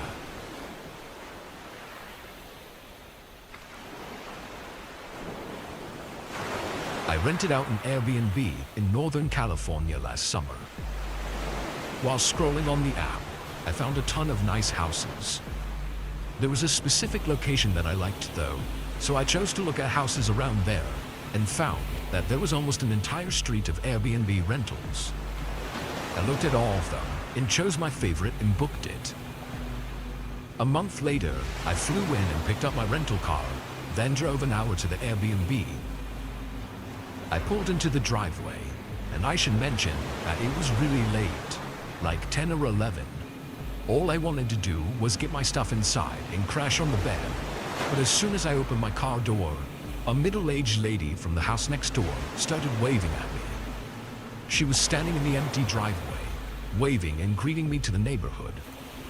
I smiled and waved back, trying not to get stuck in a conversation. I kept my back to her while I unloaded my suitcase and duffel bag, then walked up the driveway to the door. I could see her in the corner of my eye, still standing there, watching me as I walked up and entered the Airbnb. I locked the door behind me and shook my head in confusion and exhaustion, then carried everything to the bedroom. The house was nice and seemed to be in order, but I didn't bother with really checking it out because I was in a hurry to shower and get in bed. I turned the shower on and washed off, but while I was in there, I heard the doorbell ring. I ignored it, which I would have done even if I wasn't showering. It only rang one time, so I assumed they left, and I didn't even check after I dried off and just went straight to bed. I slept nearly 10 hours and got up well rested in the morning. That day, I went into the city and visited a popular restaurant for dinner, then drove back to the house at 7. When I pulled in, that lady from last night was standing by the front door. When she saw me, she ran back to her house and went inside. I quickly got out of the car and went to the front door, entering the code and going inside. I didn't know who this lady was, but the way she ran once she saw me made me uncomfortable.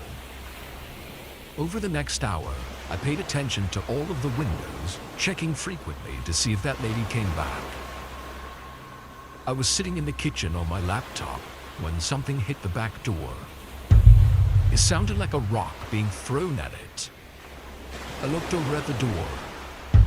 Again, a rock was thrown, hitting the back of the house this time. I stood up and looked out the window, and at first I didn't see anything.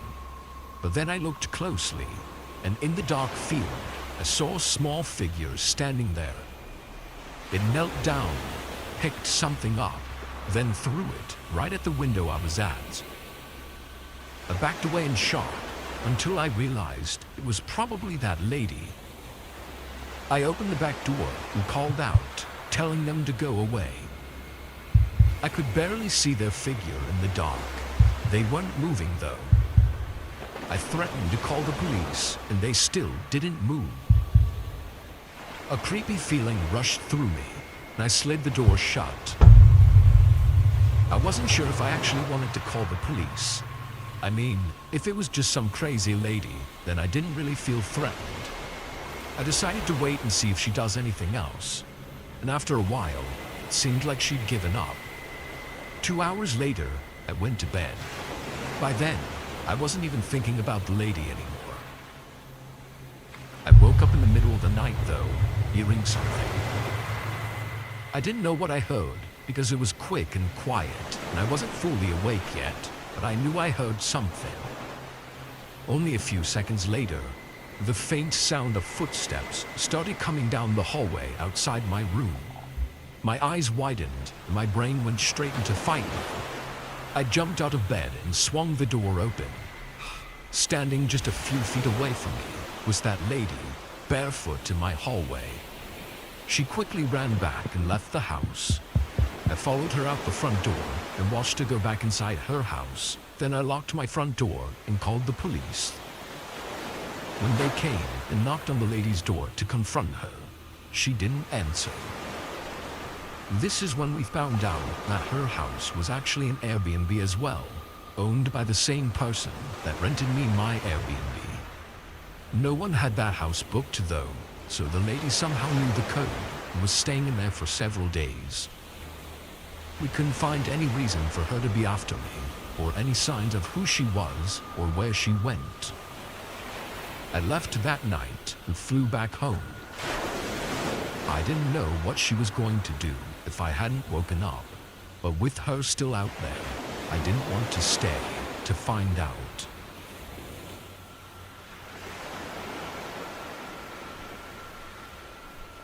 I turned 18 back in the 90s, and my uncle offered to rent out his summer home by the lake for me and my friends to have a nice spring break trip for the week.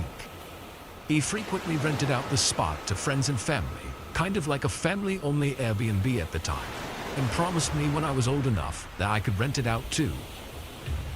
A little backstory on my uncle. He was extremely rich. He owned a few lounges in Vegas and LA with his buddy that were really big back in the day.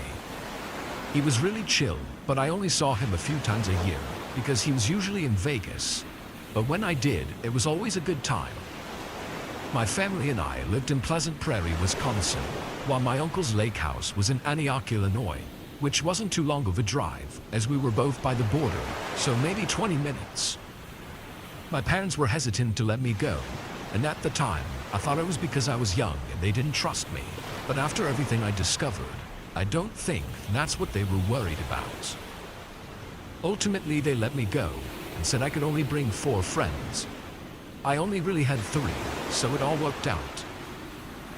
My best friend Tim came with me the night before my other 2 friends were supposed to show up to help me get everything together. My uncle's lake house wasn't big by any means, but it was really nice and even had a pool with a hot tub. He had a whole game room downstairs with pinball machines and a pool table. This house was everything I imagined when I thought of money. We got there around 5. My uncle had been in town a few days ago to leave me the key inside the mailbox. I gave Tim a tour, and he was in awe at how much cool stuff my uncle had. I was really excited to show him the basement because that was my favorite part, but I noticed the door to the basement had a couple new locks on it, which I didn't think anything of. He did have some pretty expensive stuff down there. Finding the keys to all the locks was really annoying though. When we finally got down there, I started showing him everything, until he mentioned a strange door in the corner that had a desk in front of it. We were both curious, so I opened it to see what was inside. A few boxes were stacked in the corner, and against the wall stood 4 huge gun safes. The first thing out of Tim's mouth was, "What does someone need 4 gun safes for?" And I was thinking the same thing. My uncle doesn't hunt. He never has, at least from what I know, so it definitely wasn't for animals. Tim tried convincing me to look through the boxes, but although I was curious, I couldn't disrespect my uncle like that and invade his privacy. I felt as if we had seen way more than we were supposed to. I led Tim out of the room and locked the door. Skip to a few days later, Tim mentions the room to our other friends, and now that's all they can talk about. I open the door for them to show them the room, just to get them to shut up, but it just makes them go crazier, throwing out different theories of what's in the boxes in the gun safes, how many guns he has, or if there's bodies in there. By the end of that night, they were fully convinced he was a serial killer, but I knew my uncle, and he wasn't like that. But my friends pressured me to look in the boxes to make sure they weren't filled with license of missing people or anything. And if it wasn't for one of my friends being genuinely freaked out about the possibility of being in a killer's house, I probably wouldn't have looked, even though the curiosity was killing me too. I told him I'd take a peek, just to ease his mind. I opened the box and didn't see anything out of the ordinary, some pipes and a box of cigars, but mainly a ton of letters. As I shuffled through them, I found my name on one of them. I kept digging and found not just my name, but my parents, my little sister, my aunt and her husband and their children's names, the schools they go to, and my school, my sister's school. And next to all of our names and info was how we would die, some ways being more gruesome than others. By this time, I was fully invested.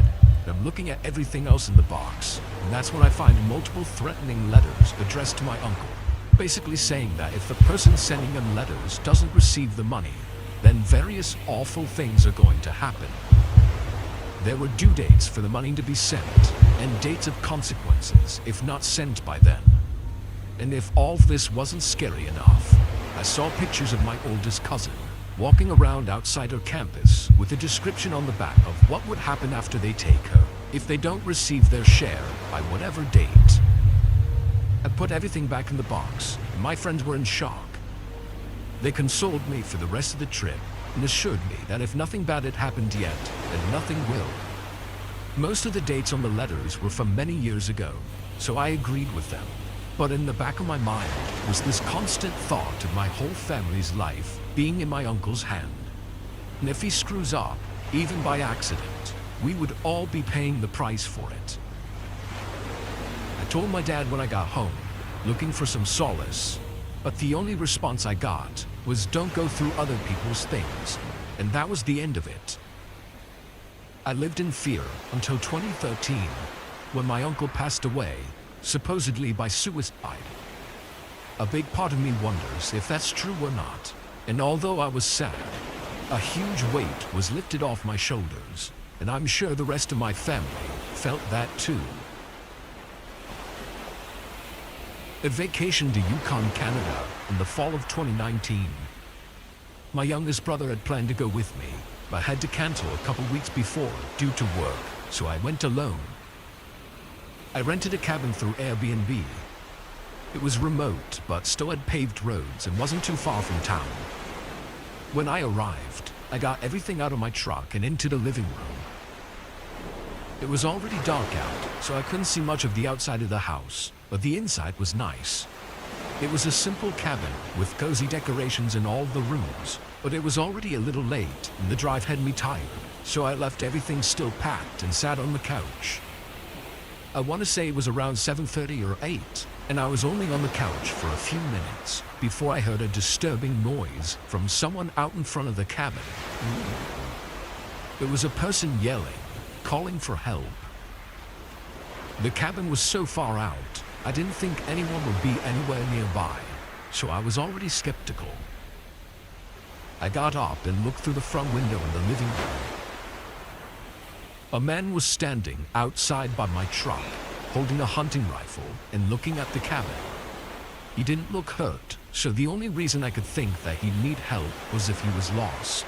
But I still didn't trust the man enough to interact with him while I was alone in a remote area. I pulled the curtain shut and stayed against the wall. The leaves outside started crunching, approaching the front porch. Once the man was at the door, he stopped. I waited against the wall for a whole minute, and the man seemed to just be standing outside the front door. "Hey, I need some help," he called out. "Please, my friend needs a ride to the hospital." I thought about replying, but I didn't say anything because I wasn't confident that he was telling the truth. He had a gun, and I had no way to protect myself if he was lying. Another minute passed, neither of us speaking. "I saw you pull in," he yelled, banging against the door.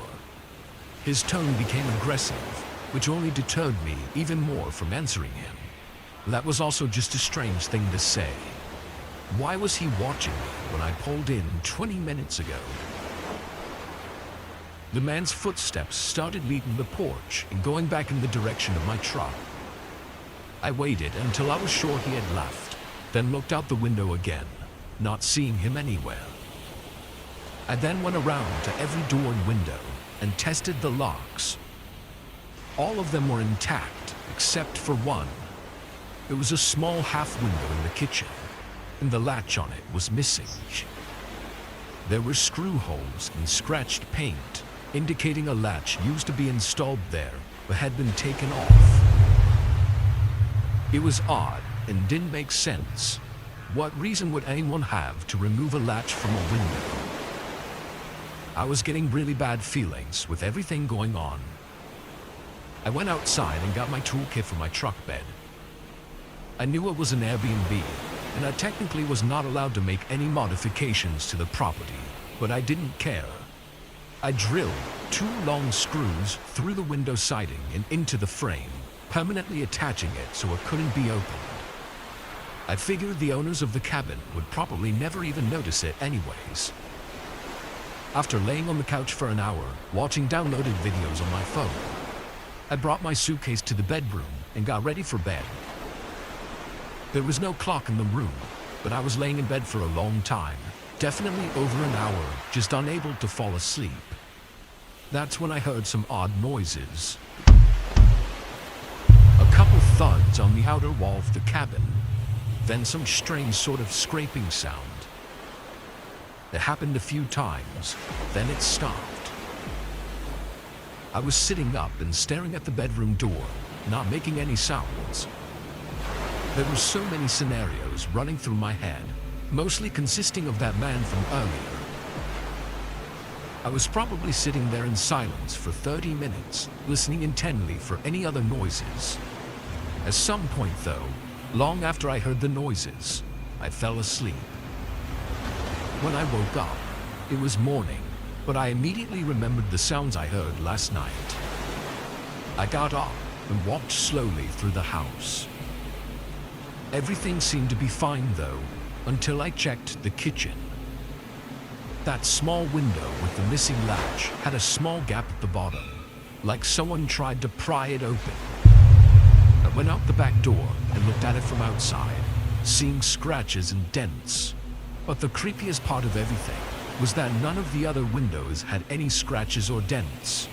Whoever tried to break in last night only tried to open the small window with the missing latch. I ran back inside and contacted the Airbnb host, then threw everything in the back of my truck and left the cabin. I don't know if it was that man who came to the house asking for help, or maybe just some random person, but whoever it was had planned for this. I was lucky to have taken such a cautious stance on everything, because if I'd opened the door for that man, or not screwed the window shut, then that cabin could have been the last place I ever stayed in.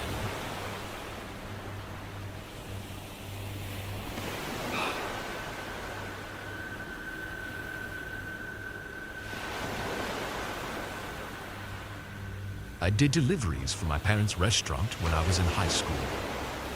I had just turned 16 and got my driver's license, and my parents were always wanting to start offering delivery. I didn't want to be a waiter or work at the register, so driving sounded like a good option. When this happened, I'd been doing deliveries for a few months, so I was pretty comfortable with it. It was a Thursday, around 8 p.m., and my dad gave me an order to deliver. I got my car, which was actually my mom's SUV, then started the drive. Google Maps said the house was 25 minutes away. Our town was small, so 25 minutes away was actually pretty far. As I drove, I started to recognize the area as being on the edge of town, and I still had 10 minutes to go. I'd never been this far out in this direction before, so I was definitely paying attention and keeping my eyes open. I wasn't scared per se, but just felt uncomfortable. The only houses I was passing now were farmhouses far from the main road. When the directions told me to turn, it was down a long, unpaved path going straight to one of these farmhouses. Now I was starting to get a little freaked. A farmhouse this far out at night was probably the last place I wanted to be. But I knew I was probably just spooking myself, and it was just a simple delivery. I drove down to the end of the path, which ended and just became a small grass field in front of the house. It wasn't clear whether or not to drive on the grass, so I just parked the car there and got out. It was eerily quiet. All I could hear were my footsteps on the grass as I walked up to the house. The porch light was on, but no other lights were on inside the house. I was looking over my shoulders constantly and walked quickly. The longer I was out there, the more uncomfortable I was. Just before I reached the porch, I heard something. It sounded like it was coming from the backyard behind the farmhouse, but it was loud, like a wooden door opening. I stepped onto the porch and dropped the bag on the doorstep, then rang the doorbell and started rushing back to the car. I was regretting how far I parked. I wished I just drove on the grass. And as I listened to the only sound of my footsteps under me, I started to hear more footsteps running behind me in my direction. I turned around and saw 3 men sprinting at me through the grass. I tried to run back to my car, but in seconds I was tackled to the ground. One of them held me down, while another started taking everything from my pockets. I was yelling and screaming for help, but I knew nobody could hear me. It all happened really fast, and once they looted my pockets, one of the men kicked me in the stomach, and they all ran and got in the car, turning around and driving away. I got up and just watched the headlights disappear in the long empty road. I had no phone and no way to get back. I didn't know what else to do and just started walking toward the road. When I reached the road, I started walking down the way I came. I had no way of telling time, but I think I was walking for 30 to 40 minutes before a patrol car pulled up in front of me. My parents had called for them to check on me because I wasn't responding. To sum it up, the cops found a small barn behind the farmhouse with another restaurant delivery bag inside it. They think they tried to do the same thing to someone before me, but probably missed their chance or chickened out for some reason, because there were no other reports. The actual owners of the farmhouse were out of town, so they had no involvement. My phone was able to be tracked though, and was found thrown in a field off the side of the road, not too far away. The stolen car, however, took 3 weeks to be located. It was found nearly 400 miles away and had been almost entirely emptied. This was almost a year ago now, and those 3 men that attacked me still have yet to be identified. My name is Tommy, and I started doing Uber Eats last year after I lost my part-time retail job. I'd seen their ads everywhere about how the job was so relaxing and easy money, and some of my friends were curious about the gig too. So, I took one for the team to figure out if all the hype was true. It wasn't. Driving around on a time crunch made the gig really stressful, and sometimes it would be for just a couple bucks. I was only a teenager, and my only bills I had to pay were my car payments and car insurance, so making a ton of money wasn't necessary, but it did feel like I was getting ripped off for the amount of time and work it was. I pushed aside getting a different job because I was lazy, but after this happened, I quit right away. I picked up an order from a Chinese place and was heading to the customer's address. I don't remember it being a large order or anything. I think it was just a normal small order with a small payout. On the way to their address, I got a text in the Uber Eats app. It was my customer asking where I was. Then another text came in, telling me to hurry up. I was driving, so I couldn't respond, but I was just confused and honestly a little annoyed. I'd just picked up the order a couple minutes prior, so it wasn't like I was running late or anything. I shrugged it off and thought it was just a mistake on their part. The address wasn't far, only about 10 minutes. It was in the less well-off neighborhood in my town, though, with pretty old and small houses. It's actually funny, though, because the customers in smaller, cheaper houses usually tipped more than the rich people. Anyway, I pulled up next to their driveway and got out of my car, holding their bag of food. What caught my attention as I walked up their driveway was that the house had all of its lights off. It wasn't the most scary thing in the world, but it was something I took note of. When I got up to the front door, I knocked quickly and took my phone out to take the picture of it on the porch. But just as I snapped the photo, "Hey!" a man yelled from my left, standing by the corner of the house. I jumped, then awkwardly said hi. He started walking toward me, taking a key out of his pocket. "I don't know what took you so fucking long." He walked right in front of me and held the single key up and unlocked the front door.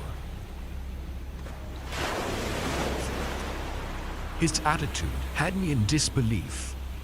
I didn't know what to do or say, so I just stood there like an idiot. "Come here, I need your help since you took your time driving. It'll be quick." He waited by the door, holding it open. No, I'm okay. I should really get back to work." The man looked angry and took a step toward me, reaching out like he was trying to grab me. I jolted my shoulder back to avoid his hand, then backed up and walked away from the porch. And just as I got to the driveway, bright headlights flashed over me. The man by the door ran outside and around the house, leaving the front door open as the car pulled up the driveway. It turned out to be the homeowners returning from dinner. The man I met at the door didn't live there, and the homeowners had no idea who he was or how he had gotten a key to their house. We called the police and explained the situation to them. Knowing everything now, though, it made more sense why the man wanted me to rush to the house. He probably knew that the homeowners could be back at any minute, and he wanted to have enough time to do whatever it was he was going to do to me before they got back. I still don't have any answers for what happened that night or what was going to happen, and I don't think I ever will, but I have stopped doing deliveries.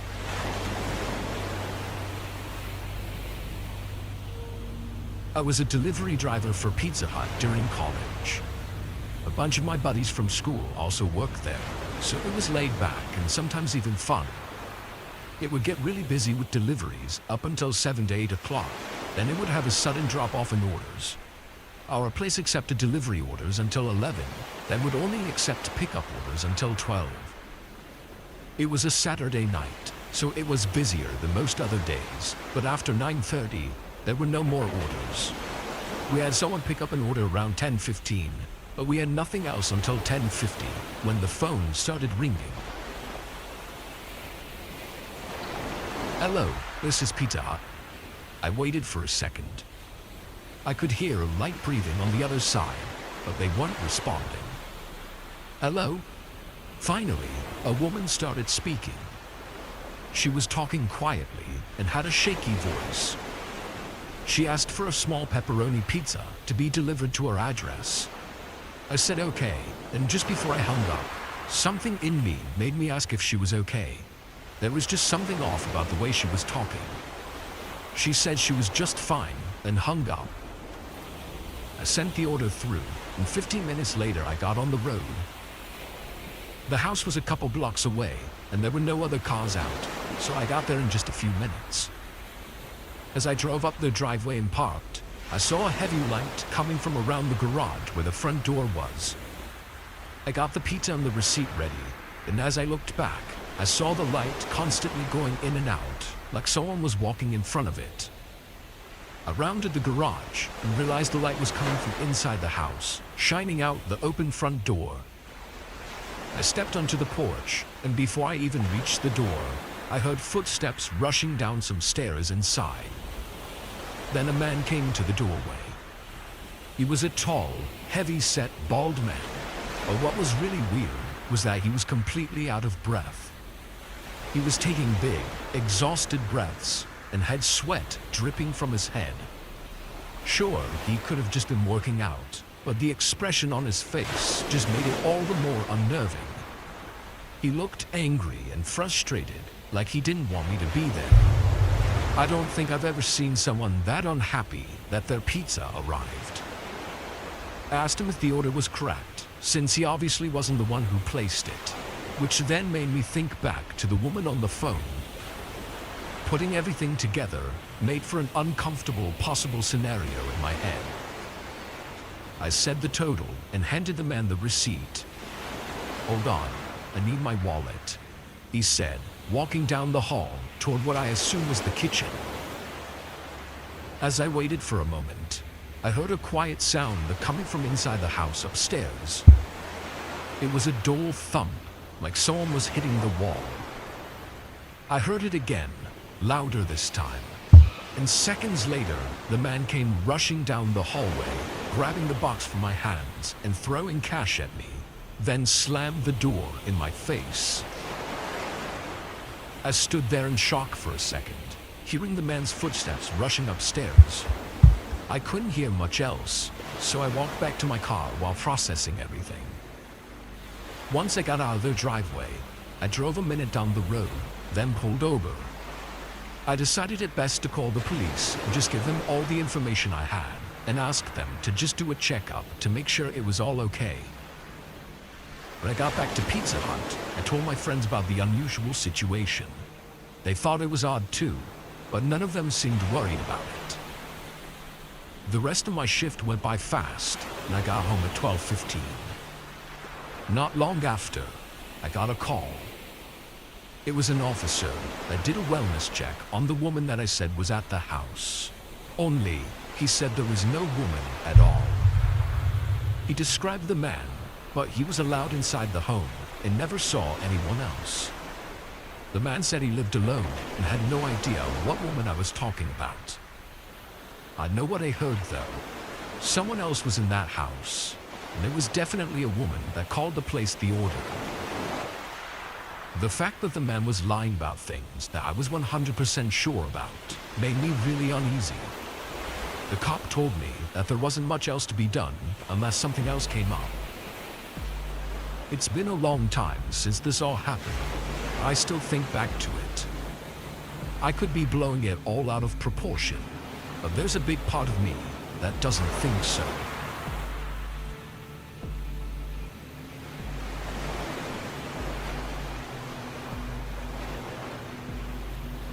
Having just moved to a new city, I turned to Craigslist to find someone to share my new apartment with. As soon as I saw his post, I contacted him. His name was James. We exchanged a few emails and phone calls, and things seemed to be going well. A few days later, we agreed to meet in person to discuss the details. At first, James seemed like a friendly and easygoing guy. He was in his early 30s and kind of reminded me of myself. We talked for a while about our interests and hobbies, and he shared some funny stories about his previous roommates. As we were wrapping up our conversation, James suddenly got very serious. There's something I have to tell you. It's kind of important. I have a condition that sometimes makes some people uncomfortable. I looked at him, confused. What condition? Sleepwalking, he said, and it's pretty severe. I just want you to know that up front in case it was a problem. I shrugged and said it was fine, not a big deal. The first few weeks went by without incident. James seemed like a great roommate, and we got along well. But then I started noticing strange things around the apartment in the morning. Food would be missing from the fridge, and things would be moved around. I assumed it was just James sleepwalking, but didn't give it much thought. One night, I was awakened by a strange noise coming from James's room. At first, it sounded like he was talking to himself, but then I realized it was something else. A low, growling sound that sent chills down my spine. I got up, quietly crept to his door, and listened. The growling got louder and more intense.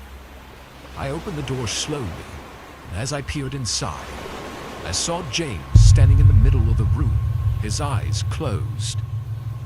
It was a strange and unsettling sight.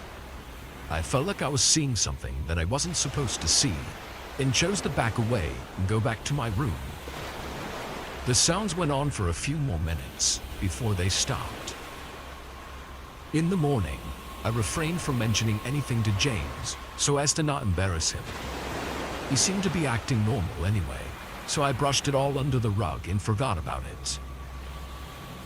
Another few days went by, and I found myself waking up occasionally to footsteps in the hallways or doors opening and closing, and sometimes even James making that same growling type noise.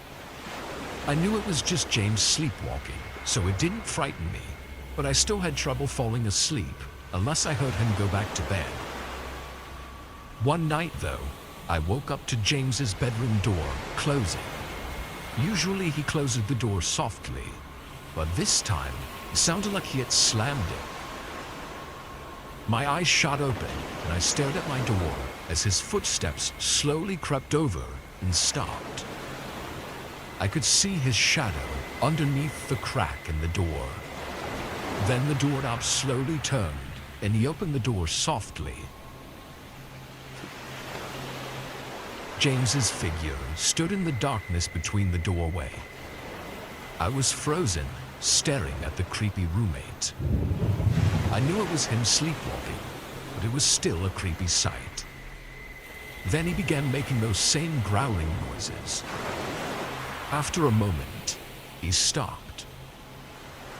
A second later, his eyes shot open, and suddenly, he lunged towards me.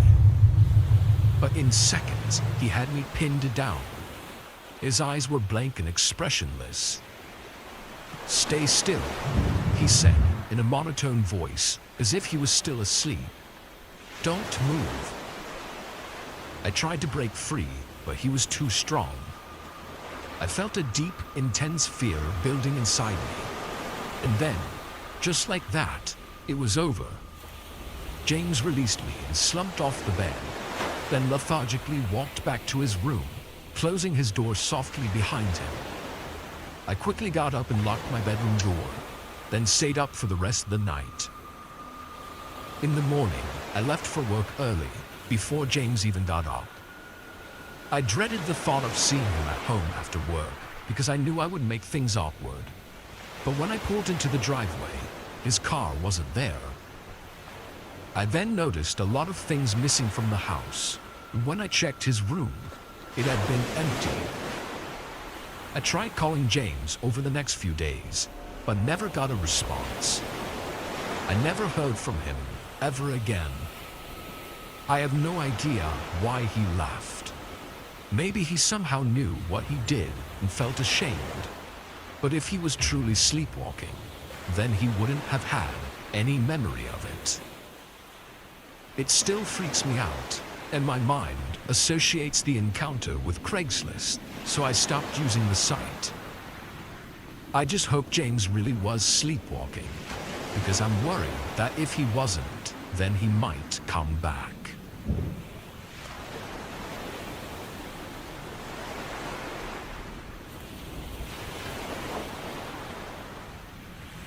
I had always been a fan of browsing Craigslist for deals and finding unique items that I couldn't find anywhere else. One day I stumbled upon an ad for a vintage record player that was in perfect condition. I couldn't resist sending an email to the seller to inquire about it. To my surprise, the seller responded within minutes, and we quickly began discussing the details of the item. The seller, who went by the name of Jack, seemed friendly and eager to make the sale. We agreed to meet up later that week at his apartment to finalize the purchase. I arrived at the apartment complex at the agreed-upon time and made my way to Jack's unit. As soon as I entered the apartment, I could tell there was something off about the place, but I couldn't quite put my finger on it. Jack welcomed me in, and I noticed he had a strange energy about him. He was jittery and seemed nervous, but I brushed it off as him being an anxious person. I inspected the record player and was pleased to find that it was in even better condition than the pictures had shown. I was ready to make the purchase when Jack suddenly interrupted me, asking if I wanted to see something really cool that he had in the other room. Feeling a bit hesitant, I agreed to follow him. We made our way to a room at the back of the apartment. The room was filled with a ton of objects and things, seeming to be just a collection of complete random. Jack pointed to a large trunk in the corner of the room and said that he had something inside that I might be interested in. As he opened the trunk, I was hit with a musty smell that made me feel lightheaded. Inside the trunk was an old, tattered white sheet. I could tell something was under it, but I didn't care to see anything. Sorry, the smell is just a lot. I turned my head and started walking back to the other room. He stood by the trunk still, calling me back to just take a quick look and saying that I wouldn't regret it. I was too shaken by the strange feelings to even stay. I ignored him, walked right out his door and out of the apartment complex. I was still extremely lightheaded and only seemed to be getting even more so. I stumbled to my car as fast as my feet could carry me. I got in and drove for maybe 20 seconds, barely getting out of the parking lot before I pulled to the side. I felt like I was going to pass out, and I must have, because a few minutes later I woke up. I was groggy and lightheaded, but I managed to drive further down the road and turn into a neighborhood, where I pulled over and uncontrollably passed out again. This next part was harder for me to remember, but when I woke, it was darker outside, and my head was foggy and unclear. I couldn't make out organized thoughts. Everything was just a blur. I somehow managed to drive home, and as the night went on, I slowly gained more consciousness. As soon as I was able to formulate my thoughts, I called the police. They got to the apartment and were allowed in, but Jack claimed that he had no such trunk, and they never found one. Nothing progressed after that night. I know something was off. Maybe I am just paranoid, and the smell was just a regular smell that made me freak out for some reason. But I'm pretty sure he had some type of narcotic gas coming from the trunk, and if I stayed much longer, I might have never made it out.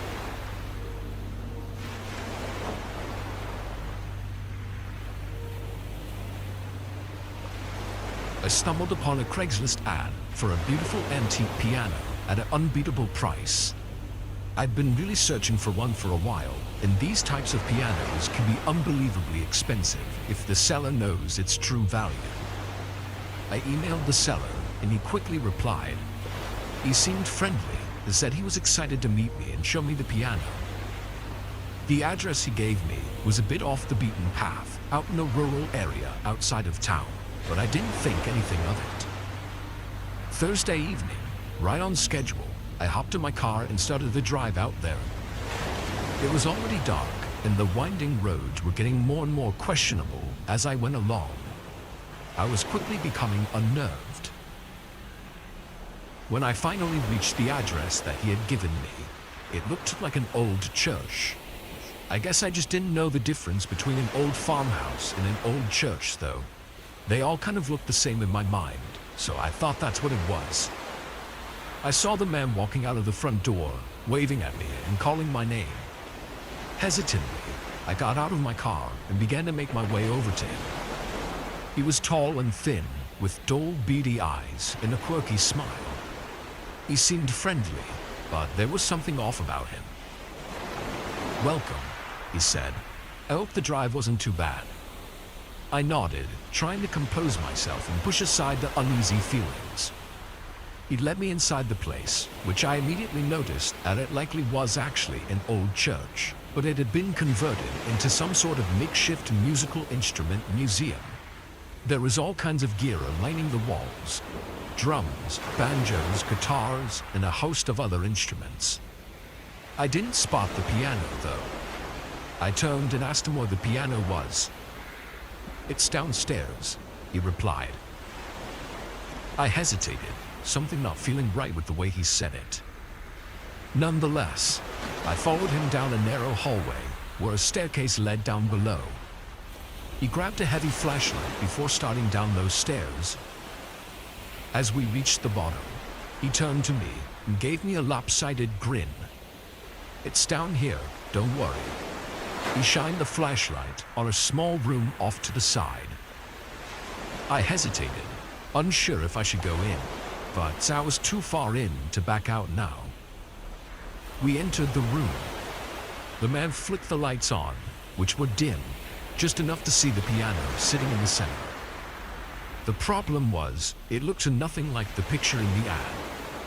The wood was chipping, keys were missing from one end of the keyboard, and it was quite a bit smaller than I anticipated. "It's not quite what I was expecting," I said, trying to sound polite, but my disappointment was clear in my voice. "I'm sorry it's not quite what you were looking for," he replied. He crossed his arms and leaned against the wall, watching my every move. I felt like a trapped animal, self-aware and panicky. The whole setup was weird, and I felt like I needed to leave. "Thanks for this. I think I'll pass on it, though." I looked over at the man, who was still leaning against the wall, with a crooked smile on his face. "Is there anything else you'd like to look at?" he asked. "No, I'm okay," I stuttered, feeling threatened by his tone. "I think that's all for today." I quickly rushed out of the room, entering the dark, unlit hallway. I managed to find the stairs and quickly made my way up, leaving out the front door. Even though I had managed to escape, I couldn't shake the feeling that there was something more sinister going on. Maybe it was the way John had looked at me, or the way he acted, or just the tone in his voice. When I got home, I opened my laptop and looked up the address. Online, it showed a picture of the old church. It was labeled as a historical music museum, open only on the weekends for viewings. I looked into it further and didn't find any information about them selling anything. My body shook and I closed my laptop. I'd likely escaped something awful. I was already skeptical with sites like Craigslist, but after that, I was done. I haven't used Craigslist or even Facebook Marketplace after that night. Because really, when you think about it, you're taking a gamble on your life over some used items. Don't use Craigslist, and if you do, never let your guard down.